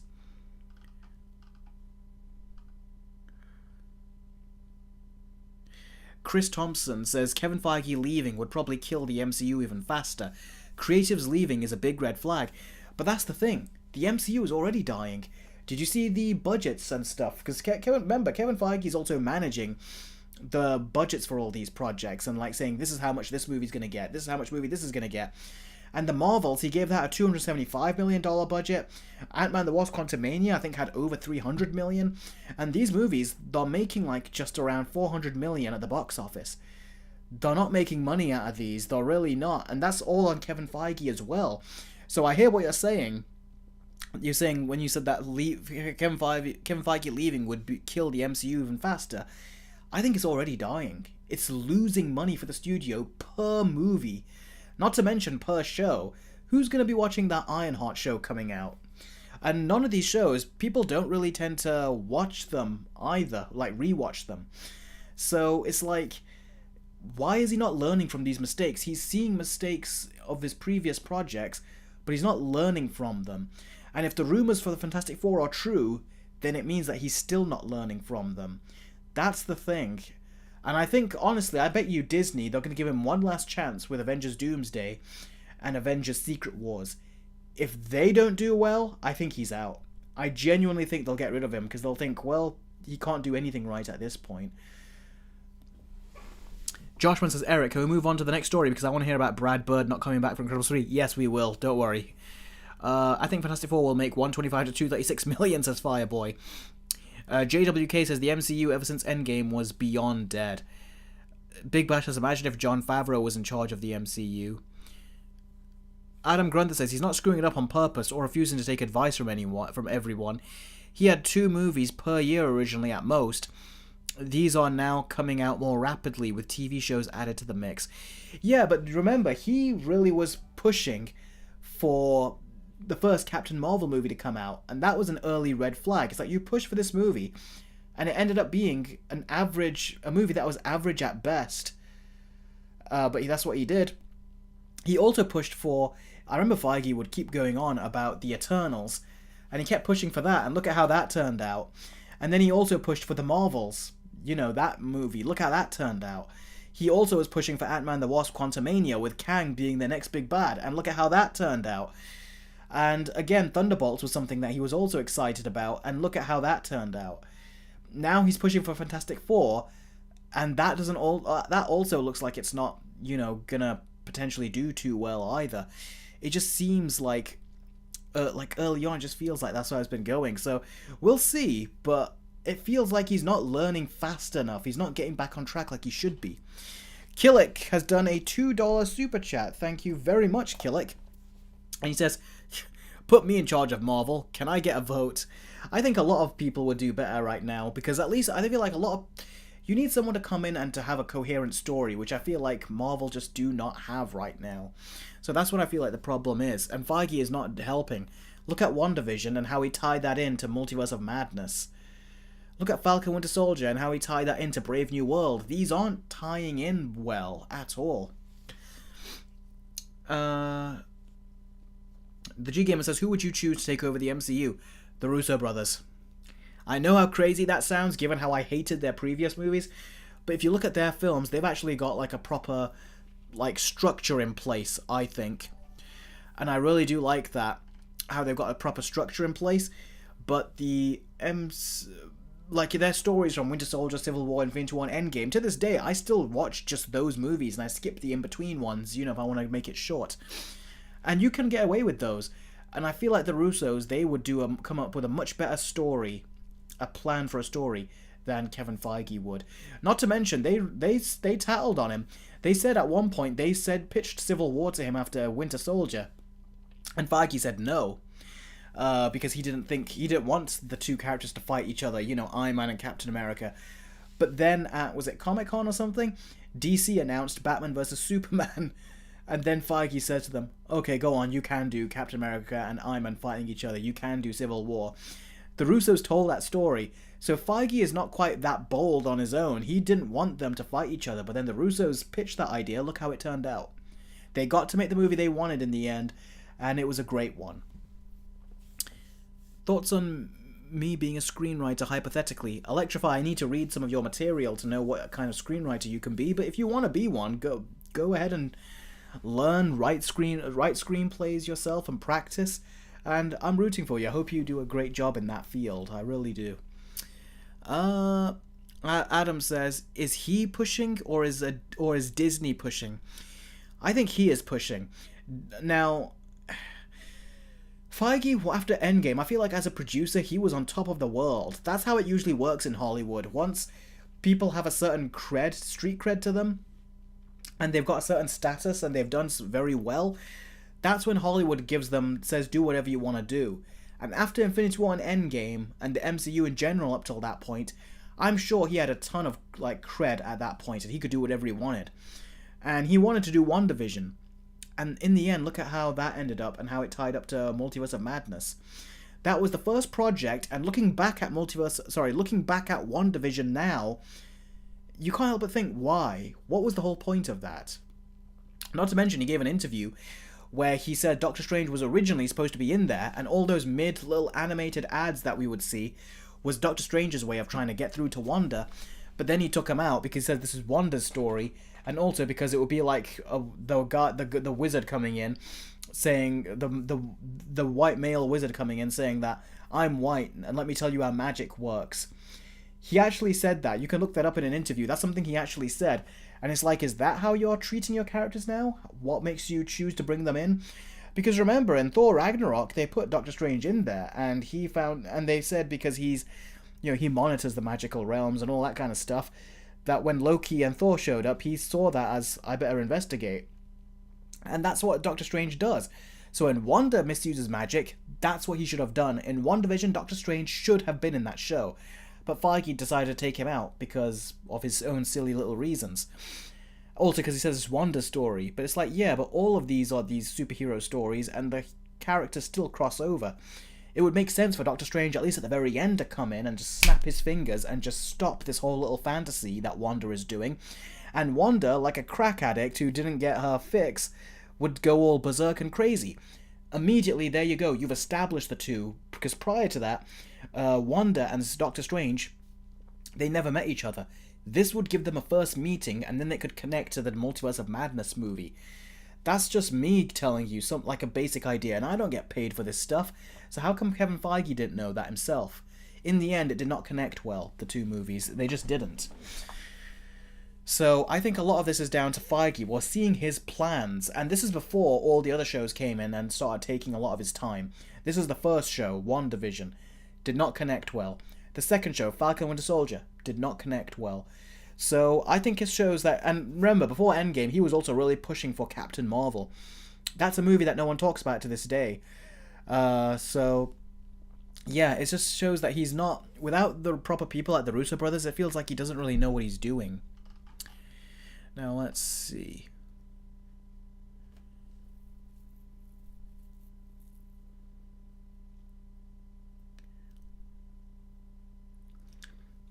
Yeah. Alright, guys, what I want to do now is I think we've spent so much time on this story. I did not expect to be spending as much as we did. But it's time we move on to The Incredibles. Give me a second. You have no idea how hot it is in this room. Let me get my notes up. And then we can get to talking about this.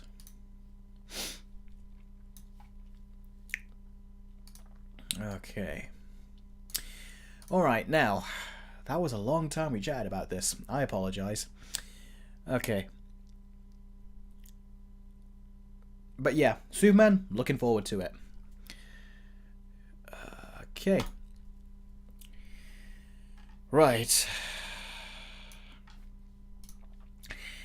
Now, The Incredibles 3. Now, an article came out recently saying that Brad Bird is not going to be returning to direct The Incredibles 3. Now, Brad Bird wrote and directed the first Incredibles. He also did The Iron Giant. He also did Incredibles 2. And I was looking forward. I was thinking that he really needs to come back for the third one, because not only did he create this and he knows these characters, and he's got a very creative eye for directing these. If you watched the first one, it goes without saying how great that was. But even the second movie, I did a versus video with Incredibles 1 versus Incredibles 2, which you can watch. It's on my channel. And I actually talk about like how he does a very good job. And it's like in the second movie, he does a great job with Elastigirl and her stretching abilities. That's how I want Reed Richards as Mr. Fantastic to be, maneuvering and using his body to stretch around. And he did a phenomenal job in that movie as well, with the powers, with the characters, everything. I really enjoy what he does. So it was very sad to hear that he is not going to be directing the next movie. And the reason he's not going to be directing the next movie is because he's currently working on directing a different animated movie called Ray Gun. So that's why he's not going to be able to direct Incredibles 3. So instead, what they're going to be doing while he's directing Incredibles 3 is they're going to be giving it over to a different dude. Hold on. They'll be giving it to this dude right here. And this dude is a guy called Peter Sohn, or Son. Forgive me for that second one, but we'll say Peter. This guy is going to be directing Incredibles 3. Now, you might be thinking, well, what did he direct? And why this dude? We've never heard about him. Well, there's a reason you've never quite heard about him.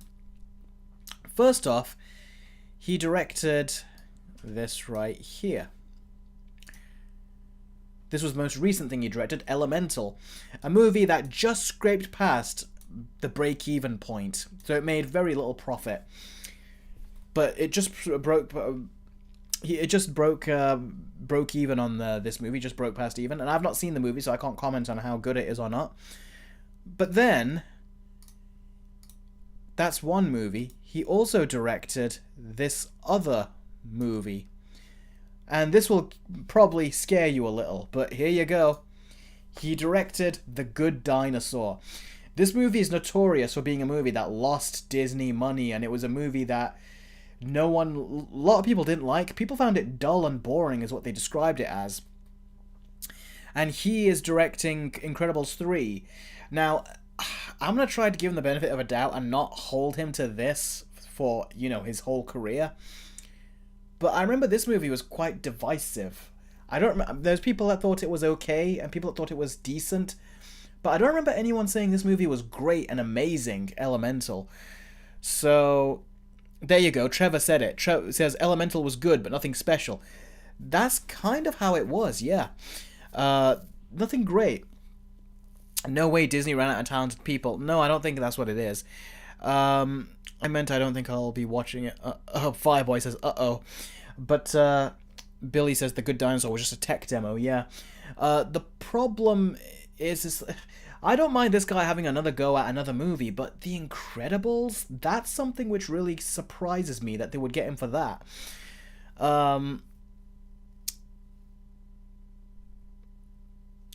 Adam Grunther says the movie was also a decade ago. Yeah, it was. But it's like, what else has he done? And Adam says as well, Incredibles 2 is a movie I'm shocked it doesn't get more hate. I think it is so half-arsed. I wouldn't go as far as say it was half-arsed, but it's definitely nowhere near as good as the first movie. The villain, like I said, was a big problem. And the plot, it was predictable. So I think that is ultimately, what made it that way.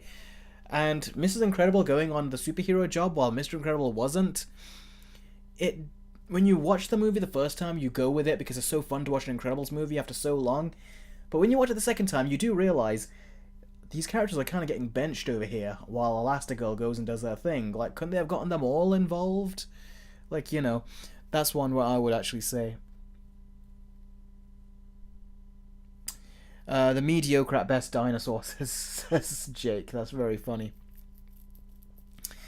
But yeah, they're getting this guy over, and I mean, I guess Brad Bird is busy, so that's why he can't stay, But I will say there is a silver lining to this, and the silver lining is that Brad Bird is still writing Incredibles 3, so that's good that he's writing Incredibles 3. But I just don't know why they would bring this director in. I think they need a director that, I don't know, gives you a bit more excitement, like when you hear they're going to be bringing him in. I mean, I guess it could be worse. They could have gotten in, the directors for Lightyear or something. But they haven't done that, so that's good. But I don't know. I don't know if Brad Bird chose this guy, but if he did, I hope it's a good choice. So we'll have to wait and see. But I am disappointed Brad Bird didn't come back. He was so good with the action sequences, and I did like... there was just a certain family vibe to the way he directs these things.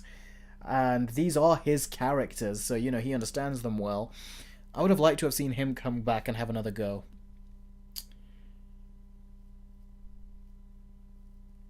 I've not seen Gato Hui Toon more, or maybe I have, but I can't remember. Was that a short? Khan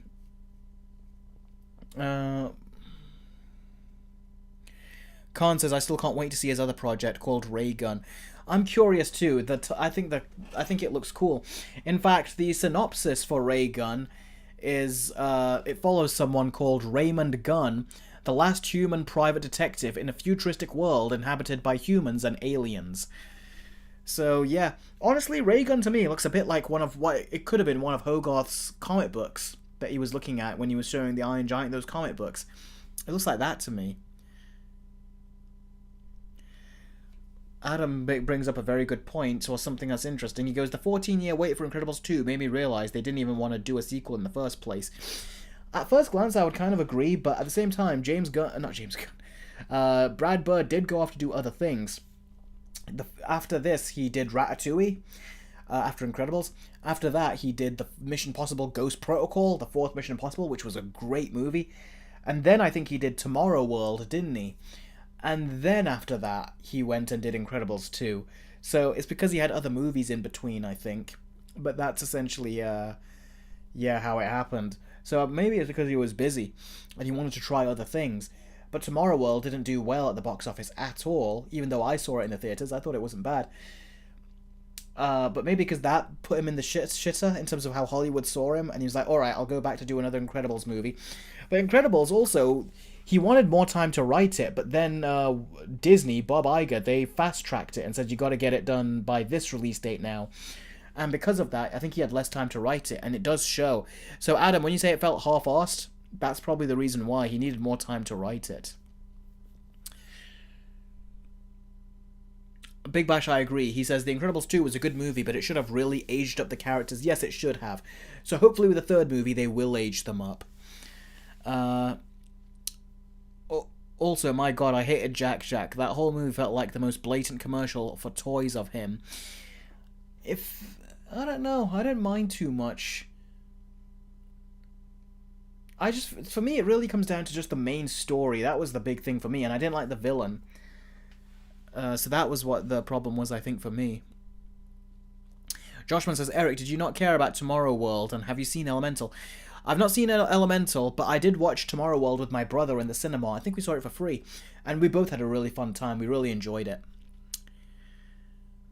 Could Brad Bird's politics also played into it? Has he been saying stuff with regards to politics? I've not paid any attention. I don't know if he has said that. What are your thoughts on the announcement of Pixar's first hand-painted film, Gato? I have to... Hui, I have not heard of that, so I have to look into it. Yeah, Trevor, I like Tomorrowland as well. Was it Tomorrow World? But yeah, I really enjoyed that too. G-Gamer says, I wonder if the Underminer will come back, because in the second movie he got away at the start of the movie and was never seen again. Yeah. So we'll see what happens, but I think they're probably going to flash forward to when the kids are older. That's what I bet you they're going to do. Because everyone's wanted that, and we'll probably now do that in the next one. Unless Disney are afraid it won't sell toys, in which case they'll just be keeping the kids there. Again, they'll be pulling a Simpsons or something, or South Park. Chris Evans as adult Jack Jack, that is just so weird. What is your prediction on the plot of Incredibles 3? I have no idea what they're going to do for the plot, but they did introduce more superheroes in the second one, so maybe it will be a world that is full of superheroes again? And there's going to be a bigger threat to take them all down or something? That's what I think. Anthony Collins says, well, I've already answered that. So yeah, ultimately that's what I think is going to happen. Chris says, Craig T. Nelson is getting a bit old to be playing a middle-aged Mr. Incredible. Yeah, so when the kids grow older, the parents will also grow older, so there's that to look at.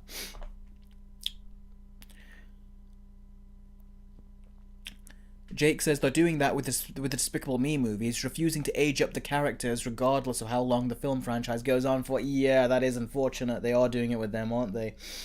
They should age them up, seriously. It's like they're afraid to age them up. Don't worry about it, Anthony. I didn't really even see much of the spamming.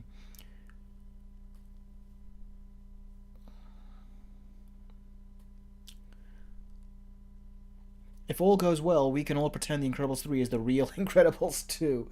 Yeah, we potentially could, actually. Yeah, that doesn't sound too bad.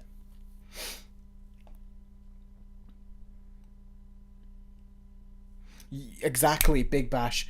Big Bash says, I like that shows like Ben 10 made Ben 15. They did, and that was great.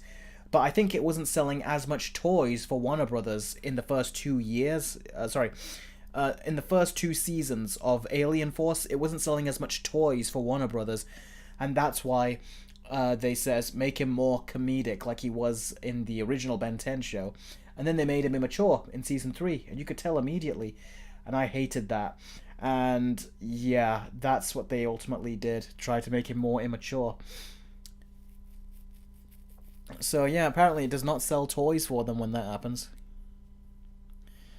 The King of the Hill reboot aged up the characters. Yeah, they need to really take more risks with that. Age them up. Joshua says, Eric, do you think they're going to bring back the same composer who did the music for the first 2 Incredibles movies? Yeah, Michael Giacchino, they will bring him back. I see no reason why they wouldn't.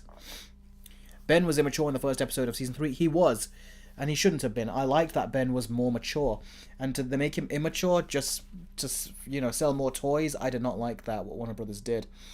So they had something very special with Ben 10, but they've really just screwed it up, and they've done nothing with it since.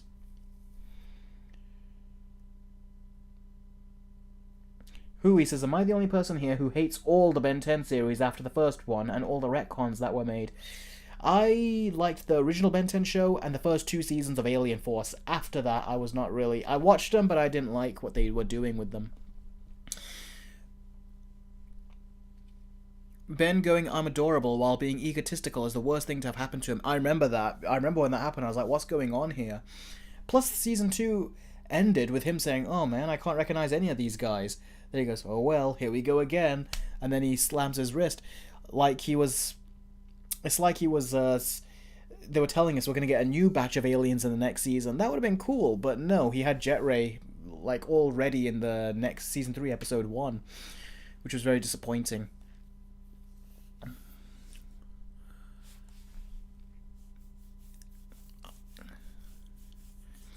JWK says he was never a fan of Ben 10. I was a huge fan of Ben 10. So were my brothers. We loved that show. My brother got the toys, I got the games, and then they got the games. You know, we had tons of fun with that. Ooh, who hated all of Alien Force? I like the first 2 seasons because that was the whole stuff with the hybrid, and they actually had like a story going on, which was very rare for kids shows back then. They would normally have episodes go on and on like the original Ben 10 show did, but they would never really have a continuing story. But Alien Force did. That was rare for kids' cartoons back then. But then season 3 and 4 came in, and they didn't really... I think, was it season 3 and 4? And they didn't really have much of a continuing story. They had little pockets of continuing stories, but not all the way. But anyway, yeah. Oh yeah, Deadwolf. I used to be obsessed with Ben 10 as well. I still got the video games for it, you know, on my PSP. And I got the DS games too, so yeah. I used to even make videos of Ben 10 when I was younger on the DS and the PSP. Alright, so yeah, that's basically the story that's going on right there. It's very unfortunate that Brad Bird is not coming back to direct it, and it's weird that they're bringing this director on board and not someone more interesting, you'd kind of hope. Alright, now time to move on to the next story. And like I always say, if you've got any questions you want to ask while I'm telling the stories, and you want them answered immediately, then all you got to do is a super chat or a Streamlabs chat. And the Streamlabs chat you can do via the link in the description, or the link in the, whichever side it is, in the pinned comment section. And you can do a super chat that way, and I'll answer your question immediately. Any donations will support the channel, so that'll be greatly appreciated if you do. Anywho, with that said, let's talk about this. Now, you might be wondering, what is this little lily pad doing right here? Well, this is essentially the villain of the movie. Yeah, this character is actually called Lilypad in Toy Story 5. And we've actually got a bit of a synopsis right here where they actually tell us and describe to us what this is. So, Lilypad is a high-tech tablet with endless entertainment at her digital fingertips. Games, videos, learning apps, and more. Unlike the handmade toys Bonnie once cherished, Lilypad offers instant engagement with no need for imagination, friends, or storytelling. It's a toy that doesn't require other toys at all. So clearly that's a bit of commentary on just kids and their iPads and technologies and stuff nowadays. It continues, this sets up the film's central conflict. The classic toys led by Woody and Buzz Lightyear are cast aside as Bonnie becomes increasingly absorbed in screen time. What begins as jealousy and confusion amongst the toys soon reveals a larger concern. Bonnie is growing more distant, less creative, and isolated. So it's basically what we thought it was going to be when they announced, and they showed us that original picture of Bonnie playing on an iPad and the toys looking all upset. That was hilarious when we saw it. Let me see if I still have that picture. Yes, here it is. Is when Disney announced it, we saw this image, if you remember. Oh, hang on. It was this image where she was on a tablet and all the toys were like looking all upset that she's not playing with any of them, essentially. And Jake, why do you have to do that? Jake says she'll be voiced by Awkwafina, Chris Pratt will voice Andy, and Amy Schumer will take over as the role of Jessie. That is not true. Thankfully, that ain't true. And dude, you are worse than the iPad. I don't know what. In terms of lacking creativity and imagination, that's you if you actually hire Awkwafina to be in this movie. Ugh. Why'd you have to do that to me? So much Aquafinas, seriously. Anyway, this basically does match exactly what we thought before when we saw all this. So them telling us this about the villain, yeah, some cool information. But I think we all kind of pieced together that's what was going to happen. The interesting thing is that she's going to be a female character. Well, it's not interesting. It's just a bit of just a part of the information they gave. I don't know why, but I'm looking at that. Maybe they've got a reason for it. But I thought, looking at this, my first impressions was I thought it was going to be like a very high-pitched, like, child voice coming out of this thing. Doesn't it look like it would be like a little child or something, this thing? And it would be talking all innocent-like, with this childlike voice, even though it's going to be something sinister underneath, which is kind of what I feel like they're going with. So, whatever they do, that sounds interesting. Although it's kind of ironic that Disney, who have their Disney Plus app, which is essentially a babysitting app, which has a lot of TV, childlike TV shows on it, and kids watch it on their iPads, Disney Plus. It's like they're trying to say this thing is the bad guy, this thing is the villain, it's the root of all evil. Even though we are doing it ourselves, we are basically equipping that tablet, we are equipping that lily pad with all the things that the child needs to become more distant and less creative and isolated. So it's like, are you going to preach to us about this? This is almost sounds like a PSA when you read this little stuff that I've just described here. So I hope they attach it. I hope they combine it with an actual Toy Story like story, because on its own it seems a bit. When I read that, it seems a bit PSA like. And it's like it's a PSA, but it's like they don't practice what they preach, Disney, and I've accused them of this before, with the Falcon and the Winter Soldier speech in the final episode that Sam gives. It very much feels like this is the kind of stuff that they're contributing to this evil with the Disney Plus app, and allowing that to be a babysitting device, which is what Disney Plus mainly is a babysitting app for people's children. It feels like they are actively contributing to this, but now they're saying, this is the villain. We are calling it the villain. You know what I mean? So, yeah, what are your guys' thoughts on this thing being the villain, then, now that they're given some more information about it? That's funny. JWK says, I would actually have preferred an older Sid using the technology to prove the toys are real. Yeah, I guess so. Technology is bad from the mouth of characters who are from the first all CGI movie. Yep. Somehow Woody returned. Yeah, Woody did stay with Bo at the end of the fourth one, which was not good. So how are they going to bring him back? Is Bo even going to be in this movie? Are they going to say that he left her? I don't know. We'll have to watch and see what happens. But that's something they're going to have to address. And the movie's not coming out until, was it 2027?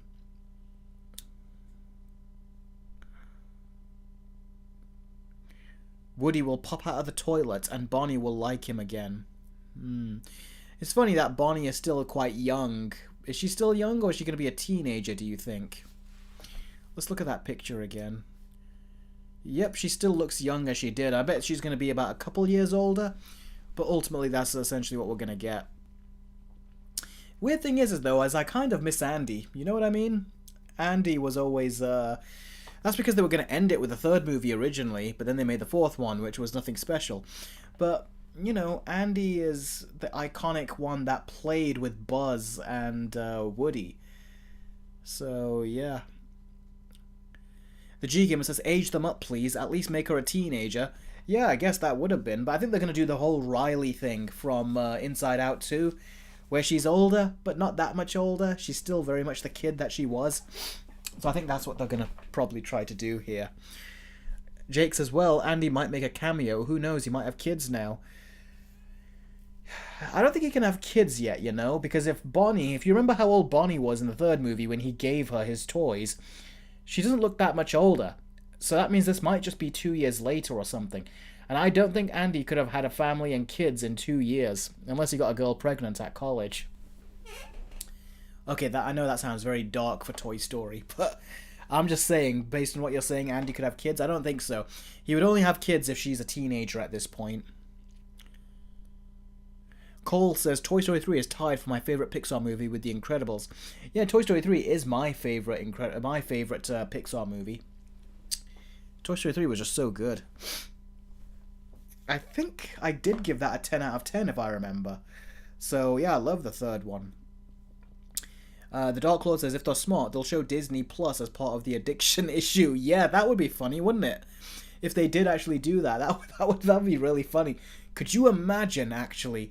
Could you imagine if Disney, they don't say they are part of the problem, but they say Netflix and Amazon Prime and HBO Max are part of the problem? Like, they just put their competitors in there. They'll give it a different name so they don't have any copyright issues. But could you imagine if they just say that, yeah, those are the problem. But Disney Plus, that's fine. It's got a child's mode and we've got these nice stuff or whatever. I don't know. I feel like Disney are quite petty and bitchy sometimes, and I feel like they probably would, do something like that. Big Bash says Toy Story 3 had me bawling my eyes out at that ending. It didn't have me bawling my eyes out. I was just smiling. It was a very nice moment. I took it differently. And when it ended, I don't know, I felt like Andy was too old, so I didn't quite feel sad about it. If he was a bit younger, then I think I would have. But yeah. It was nice to know that he played with his toys one last time before he left, and the toys got to experience playing with him again.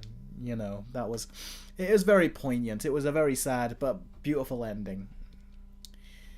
But I think they didn't expect Bonnie to be, I don't think they expected that they were going to have to keep Bonnie for the later movies, because I think they were just literally going to end it with 3.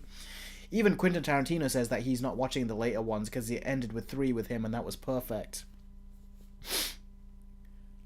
Skibbity Toilet, the main villain, says Khan. Well, maybe if Michael Bay directed it. Which, speaking of which, did you hear that Warner Brothers apparently wanted Michael Bay to direct a frickin' Superman movie with Henry Cavill in it?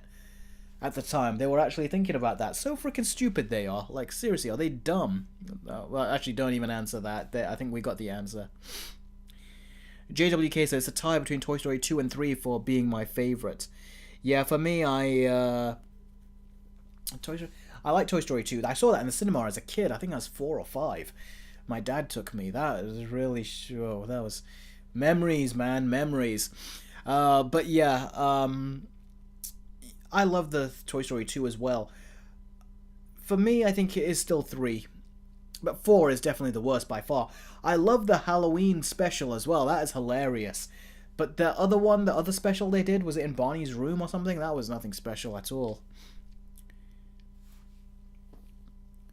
Joey says, what would be your score for all Toy Story movies, including Lightyear? I haven't seen the Toy Story movies in a long time, so I don't know if I can score them right now. The first movie, I'll say an 8. The second movie, a 9. The third one, a 10. And the fourth one, probably a 4. Toy Story of Terror, that was it. That was amazing. Hilarious. That was great. That I'll also give a 9 out of 10. That was wonderful, that was. It was a short, and it was a Halloween episode, but it was great. Especially Combat Carl in that, who was voiced by Apollo from Rocky. What was his name? He's since passed away. What was his name? Ever since I was a kid, I always called him Apollo from Rocky, and to this day, I still call him that. It's just a kid thing that stuck with me. Carl Weathers, that was it. Thank you very much, guys. I still call him Apollo from Rocky, like I did when I was a kid, so I keep forgetting. But yeah, Carl Weathers was so good in that. I love the bit when Jesse's like, I gotta go find my friends, and then he goes, this is what happens when you go looking for your friends, and he's got like a missing arm. That's what happened to him in the Predator movie. That was a funny little reference to Predator, where in Predator he actually loses his arm when he goes looking for his friend. So that was a really funny joke, that was.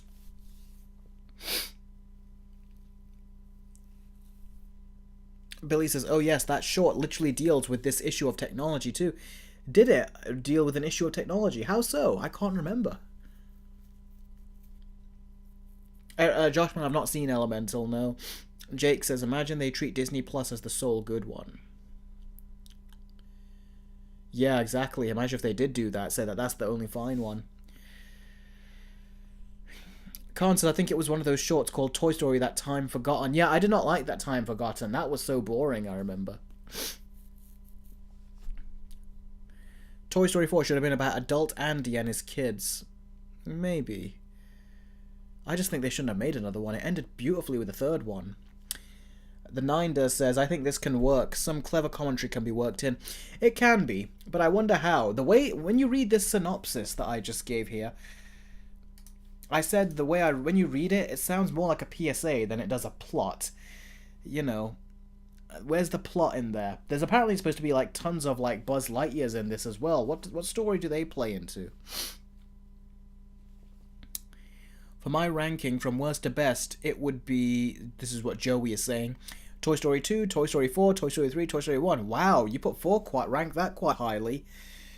The ending for that, it just didn't feel emotional or anything. It just kind of was like, okay, I guess this is how we're ending it.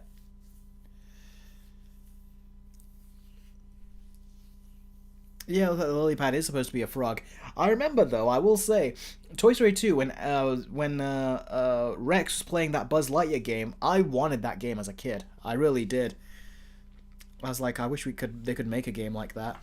In the end, I think they kind of did with the Toy Story 3 game, the movie-based game, which had a bunch of mini-games in it.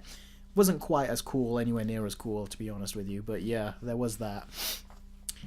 Alright, so... What does everyone think of that synopsis then? Do you like the sound of it? What do you think? The opening of Toy Story 2 was better than all of Lightyear. Exactly, Cole. I said that in my review for Lightyear. I said that opening bit in the Toy Story 2 was far better than the entirety of Lightyear.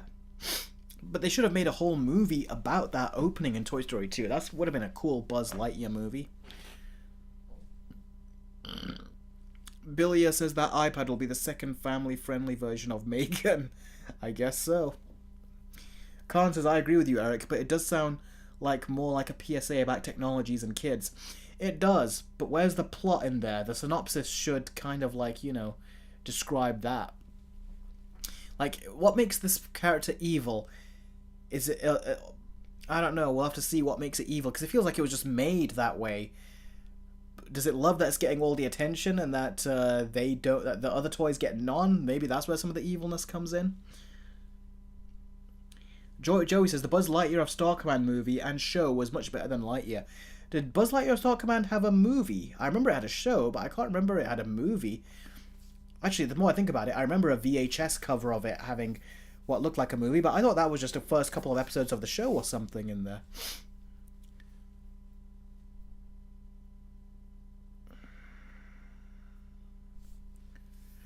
What makes her evil, she is voiced by Aquafina. That was a smart one, 10 Rex, I will say. I did not even know where you were going with that. I thought you were being serious. And then you just dropped Aquafina in there. Ugh. It was the pilot. Yeah, that's what I thought it was. It was the pilot. Yeah, I didn't think it was a movie.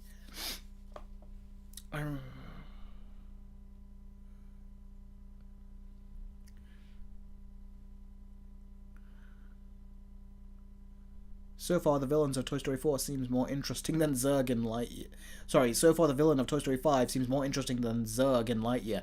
How pathetic that frickin' lily pad right there sounds better than Zurg in the Lightyear movie. That sounds so ridiculous, but you are absolutely right. Big Bash says Aquafina is the best actress in Hollywood. You guys are just too much sometimes. The Ninder says Aquafina is voicing her. Billy says, seems like people announcing the iPad as a villain don't know the difference between villain and an antagonist. I don't see how it can be evil. Yeah, you probably got a good point there, but it sounds like they're going to make it a villain, though, you know. But then again, was Sid a villain? He was more, like you said, an antagonist. We know the prospector, Stinky Pete, he was definitely a villain. Oh, Lotso was definitely a villain. And then in the fourth one, who was in the fourth one? It was that creepy little girl that wanted Woody's voice box, wasn't it? She started as a villain, then she turned into a not villain, which is what Disney were doing a lot around that time period, I think. So, yeah. Yeah, Big Bash, I do remember the I am your father joke in Toy Story 2. Everyone in the cinema laughed at that, but I was a kid, so I didn't know that movies could reference other movies at that time. So when he says, Buzz, I am your father, I remember I took it seriously. I thought that was like a big plot twist. I was like, whoa. But turns out it wasn't quite like that. It was meant to be a reference, which I didn't know as a kid. The iPad is the best actor in Hollywood, says Electrify. All right, time for the Q&A. So if there are any questions you guys want to ask me, now's the time.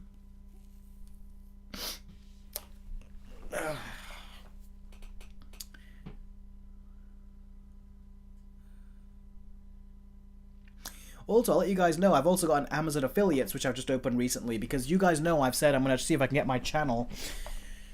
I want to see an uptick in the next month, but I'm giving myself an extra month, so I'm not going to stop by June, which is this month. I'm going to stop probably by the end of July, because there's more movies coming out. So I want to give, review like the Fantastic Four, do versus videos of that and Superman, and see what happens if my channel does get the uptick that it needs. And I have opened Amazon affiliates, so if any of you are going to be purchasing anything from Amazon, it won't cost you anything. And if you do it through my links, it means that I will get a commission from Amazon, because they'll say, oh, someone bought something from using your link, we'll give you a little commission. And it will cost you nothing to do so, but it will majorly help support the channel. So if there's any point where you guys are going to do anything like that, then please do consider doing that. I'm sure it will help. I've not tried it, to be perfectly honest with you. I gotta give that a look. Let's see. Get link.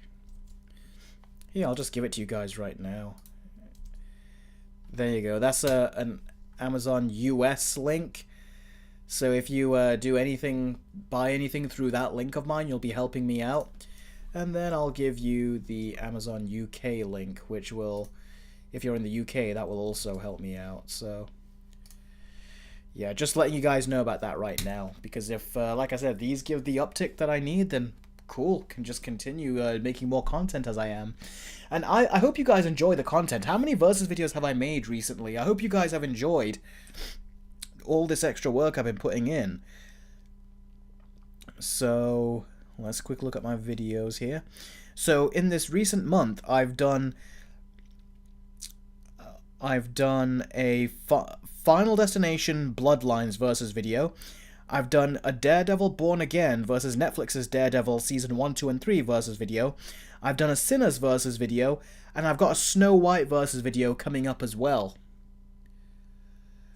That's a lot of versus videos. I hope you guys enjoyed the faster output. That was hard to do, that was. It took a lot out of me. Like, you have no idea. It's why I took a break from the live stream last week, because I was just shattered.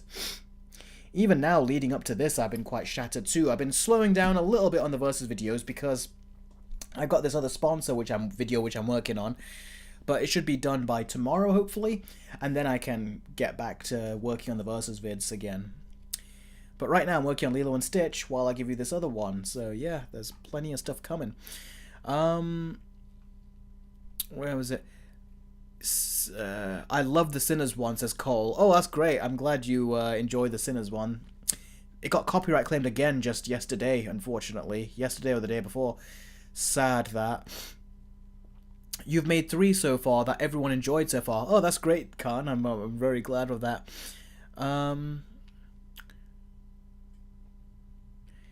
Your Daredevil one was also amazing. Oh, I'm glad you thought so.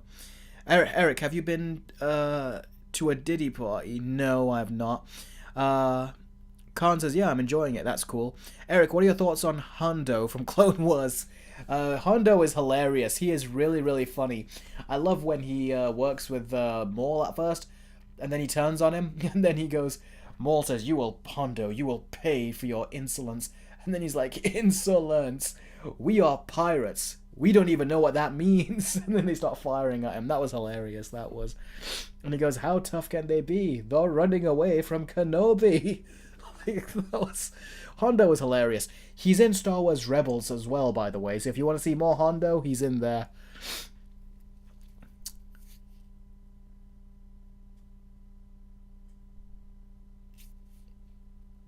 The G Gamer says, I will say it. I will say it is hypercritical for criticizing Disney for remaking classic movies, yet praising DreamWorks for doing the exact same thing. It depends on how the execution is done. Like I keep saying with Disney, they keep changing and taking scenes out of the original. So when Mulan makes a decision, or the snake battle at the end of Aladdin, or many of these scenes, in the Disney ones, they take them out and they swap them out with other stuff, or they just make them so small scale. They just screw it up. They find a way to screw it up. So if How to Train Your Dragon didn't screw it up, I can see why people like that. But the idea of remakes and live action to me are still pointless, quite frankly. I don't know what's going on with the focus there. Electrify says, are you going to do a versus video against Superman and Fantastic Four? Wow, that's a good idea. I did not even think about that. I don't know. I think that sounds cool. I'd like to do it. But jeez, that sounds hard. That's going to be hard to do. Oh, I'll think about it, but I don't want to bite off more than I can chew, so bear that in mind. Joey says, do you know when you'll be finished with your Sonic 3 versus video? I put that on pause because we've got a jam-packed summer, but I'll continue it once the summer is over. That's what I'll do.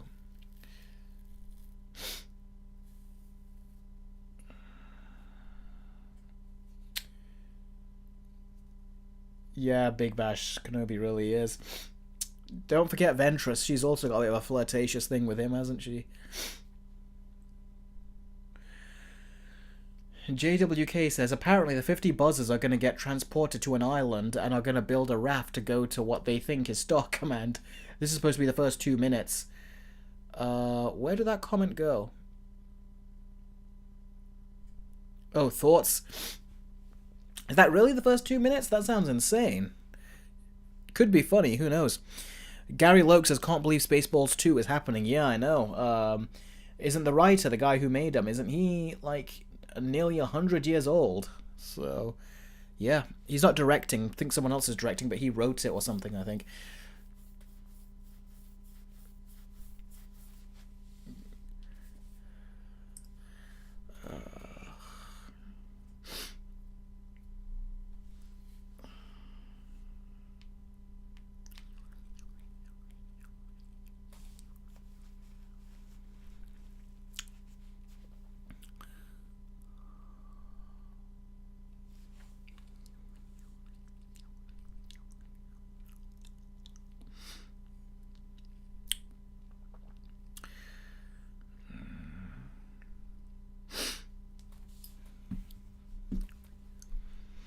Billy says, by the way, would you be interested in seeing a Starscream redemption arc, or at least becoming his own bot? I really don't know. Have you seen Invincible 3? I haven't seen Invincible Season 3 yet. When my workload lightens up, I want to watch it. And I'll watch it and have you guys see it on my Patreon as well, so you guys can see my reaction to it. My entire reaction. I've not read any recent Batman comics, although, what was the recent Batman comic where... A very recent one, Absolute Batman. I want to read that at some point, but there's just too much entertainment out there. There's a lot of shows I haven't watched yet. There's a game I still want to play which I haven't finished yet. It's hard reading comics as well. It's hard to keep on top of all of this, so some stuff we'll have to see if I even get to. That's the thing. And we've got Red and Black Raptor, who has done a £1.47 Streamlabs chat. Thank you very much, buddy. He says, hey Eric, if you could make a movie for a streaming service or even on digital overall, what type of genre would you tackle? Which cinematographer would you bring on, and what composer do you think would help complement your vision? That's interesting. I've not quite thought about that. What movie would I make? Well, I think it would probably be in the action genre, and I'd probably want to mix it in with some horror. That's different. Action and horror mixed in. So I do horror and action. Cinematographer. Which cinematographer? I'd probably bring on the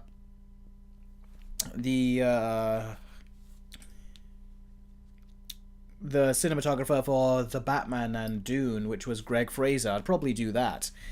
Greg Fraser sounds like an interesting one, so I'd probably get Greg Fraser to do that. And composer, I would get Hans Zimmer. I would love to get Hans Zimmer, so that's what I would do. Does that answer all of your? Yeah, it does answer. So that's what I would do. And Jake has done a $14 donation on a super chat. Thank you very much, Jake. I really appreciate that. He says, Imagine Incredibles 3 has Underminer as the main villain. Also, Toy Story 5 has the gang come across a YouTube poop. By the way, off topic, but I saw Novocaine. Good film. Brutal, though. Yeah, Novocaine was a lot of fun. I wish there was a certain reveal in Novocaine, which I wish did not happen until later, because they do a reveal, and then the character finds out, and it's not a surprise. I wish they would have withheld that reveal from us, and then we could have found out at the same time the character does. Then it would have been a bigger surprise. That is my only real complaint with it. But yeah, it was very funny. It was a good movie. Underminer as the main villain. I wanted Underminer to be the main villain of the second film, you know, ever since I was a kid. And then when it came out, we saw the battle, but he just disappeared again. So I hope we finally get more with the Underminer in this next one. Yeah, I do want that as well. And thanks, Jake, for the super chat. I appreciate that. Like, I really do. So thank you. Fireboy says, I'm going to go, Eric. Bye. Okay, take care, buddy. Thank you for joining the stream.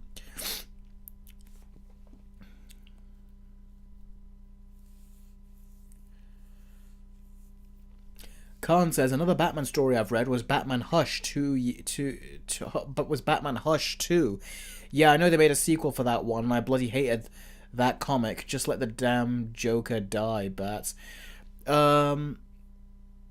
You've read Batman Hush 2. Do you mean is there a sequel to the Batman Hush comic? Because I read that Batman Hush comic. I didn't know there was a sequel to it. Is that what you meant? No, I don't know what a YouTube poop is, Jake. I just kind of assumed it was just a thing.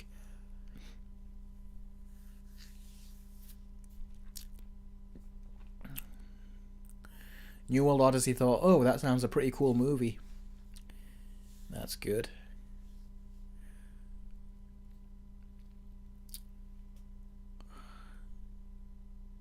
Okay, we'll end the stream in a couple minutes, so if there's any questions you want to get out, now is the time. So 2 more minutes. Jake says they take movies, shows, and edit them to make them messed up and weird and gross. Ah, right. So when you said also Toy Story 5 has the gang come across a YouTube poop. Oh, so yeah, I'm sorry, I don't quite know. I've not seen that, so I can't comment on it in that regard. Ooh, Movie King 2000's here. The latest Superman trailer made me even more interested in the movie than I was before because I didn't really care that much. Because before I didn't really care that much. Yeah, so that's good. The trailer did its job then in that case. First, Adam Wingard, the director's chair for left Godzilla x Kong, Supernova, and now Brad Bird left the director's chair for Incredibles 3. Yeah, some directors are leaving. Billy says, Eric, you got cut off when I made the Starscream question. Did I? Maybe if you rewind the video? But I didn't understand the question, that was the thing. Because I don't know what part of Transformers you were talking about. Oh yeah, Billy goes, oh, like a grown-up series like Rugrats when they were pre-teens. Yeah, yeah. Although that didn't do particularly well, I don't think, because when I saw it, I got put off by it. Although I'm probably a bit more curious about it now than I was before.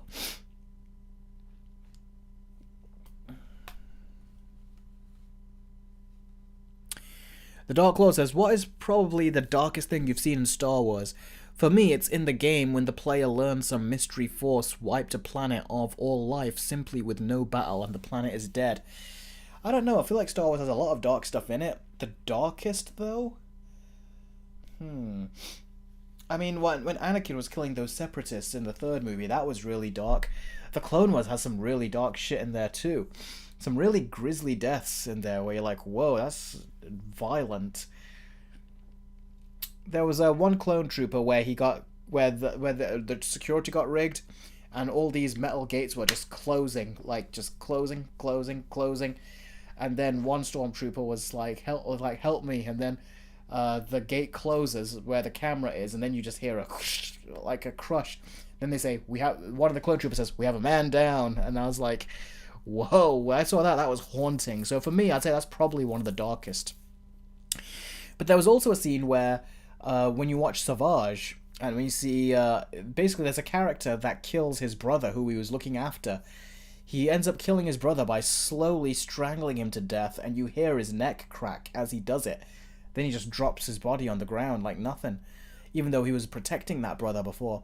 That was dark as shit. I remember that. I was like, that is brutal.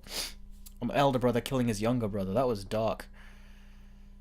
Big Bash, I like that too, how how it airs uncensored.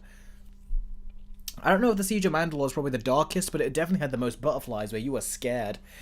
Like there was a moment on there where you knew Execute Order 66 was coming, and as you were waiting for that moment to happen, you just had butterflies in your stomach. It was so freaky. Eric, what's your favorite adult animated series? My favorite adult animated series? I'd say Invincible is a really good one right now. Actually, that's anime, actually. I don't think you're talking about anime. So, yeah, I'd probably say Invincible is a good one. Season 2, I didn't like that much, but I love Season 1. Season 3, I think I could like more. There could be another one, a better animated series, but I can't think of it off the top of my head right now. Yeah, there was, Jake. There wasn't a recent attempt of a scene like that. It was in Andor Season 2, apparently. But I think, I don't know, from what I've seen a little bit of that clip, not the whole thing. It seemed like people were over-exaggerating how dark it was. It was nowhere near the level of being, like them crossing a line. I don't think they were crossing a line. It was definitely just PG-13 stuff, basically. 12-rated stuff. Alright then, I think that's about it, guys. We've had 2-hour, 10-minute stream. Normally I stop at 2 hours, but I'm going to stop right now. It was great chatting to all of you. I really do appreciate you guys always supporting me on the channel and tuning in for these streams. It's always great to chat with you guys. I'm exhausted, but I've still got work to do, so no sleep for me just yet. I've got stuff to do, so it was an absolute pleasure, guys. Love all of you. Please do consider supporting me through Patreon or YouTube memberships. And like I've said just today, I've got Amazon affiliates, and I put the links in the to Amazon affiliates. I put the links in the chat. If there are any Amazon purchases you do, please do let me know, and I'll give you the affiliates link, or you can use the links I put in the chat. And it would really help support the channel, because I'm trying to hopefully get more of an uptick in the next month or two. And if I get that uptick, I'll continue making videos and I won't look elsewhere, So, all your support really does help a great deal. Regardless, love all of you. Cannot wait to speak to you again next week. And Electrify donated $5. Let's quickly answer his question. Thank you, Electrify. He says, if you had to rewrite one movie, what would it be and how would you make it better? To rewrite one movie, there's a lot of movies I would like to be rewritten, but I'll say in this case, The Last Jedi. Rewrite that whole movie, because apparently it only had one draft, and it never got rewritten after that. And it shows when you watch the movie. So I'd have them have rewritten that constantly, cut out all the bullshit stuff that did not need to be in there, like them, Rose and Finn going on a mission which led to nothing, the whole animal cruelty thing that they put in there for no reason, and just a lot of the stuff that was just pointless in there. I think they should have redone that whole movie and made it a million times better than what it ended up being, which was essentially the movie that Disney has still not recovered from. So that's what I think they could have done better and could have rewritten. Ten Rex as animal cruelty. Yeah, remember those horses where Rose was talking about the cruelty towards animals to Finn, and then they had to free those alien horses? But they didn't free them because they could still easily get captured and get locked up again. So yeah, the fact that you can't remember that little animal cruelty thing tells you just how bad that was, that they just forced it in and it had nothing to do with the plot. But yeah, it was that whole casino planet thing, remember? So yeah, there's a lot they could have rewritten and just changed in The Last Jedi. So that's a movie that I think really needed rewrites and could have been rewritten from beginning to end. Alright, Electrify, thank you for that last minute super chat. Really appreciate it. I hope you enjoyed my answer. Khan says, and the fact that they killed off their main villain in the middle of the trilogy was beyond stupid. It was. It's not just stupid to you. You said at least to me, but it's not just stupid to you. It was stupid to me and to everyone else as well. Except for people who loved The Last Jedi. But yeah, there's so much they could have rewritten in that. But anyway, yeah, love all you guys as always. I'll catch all of you on next week's live stream. So, take care.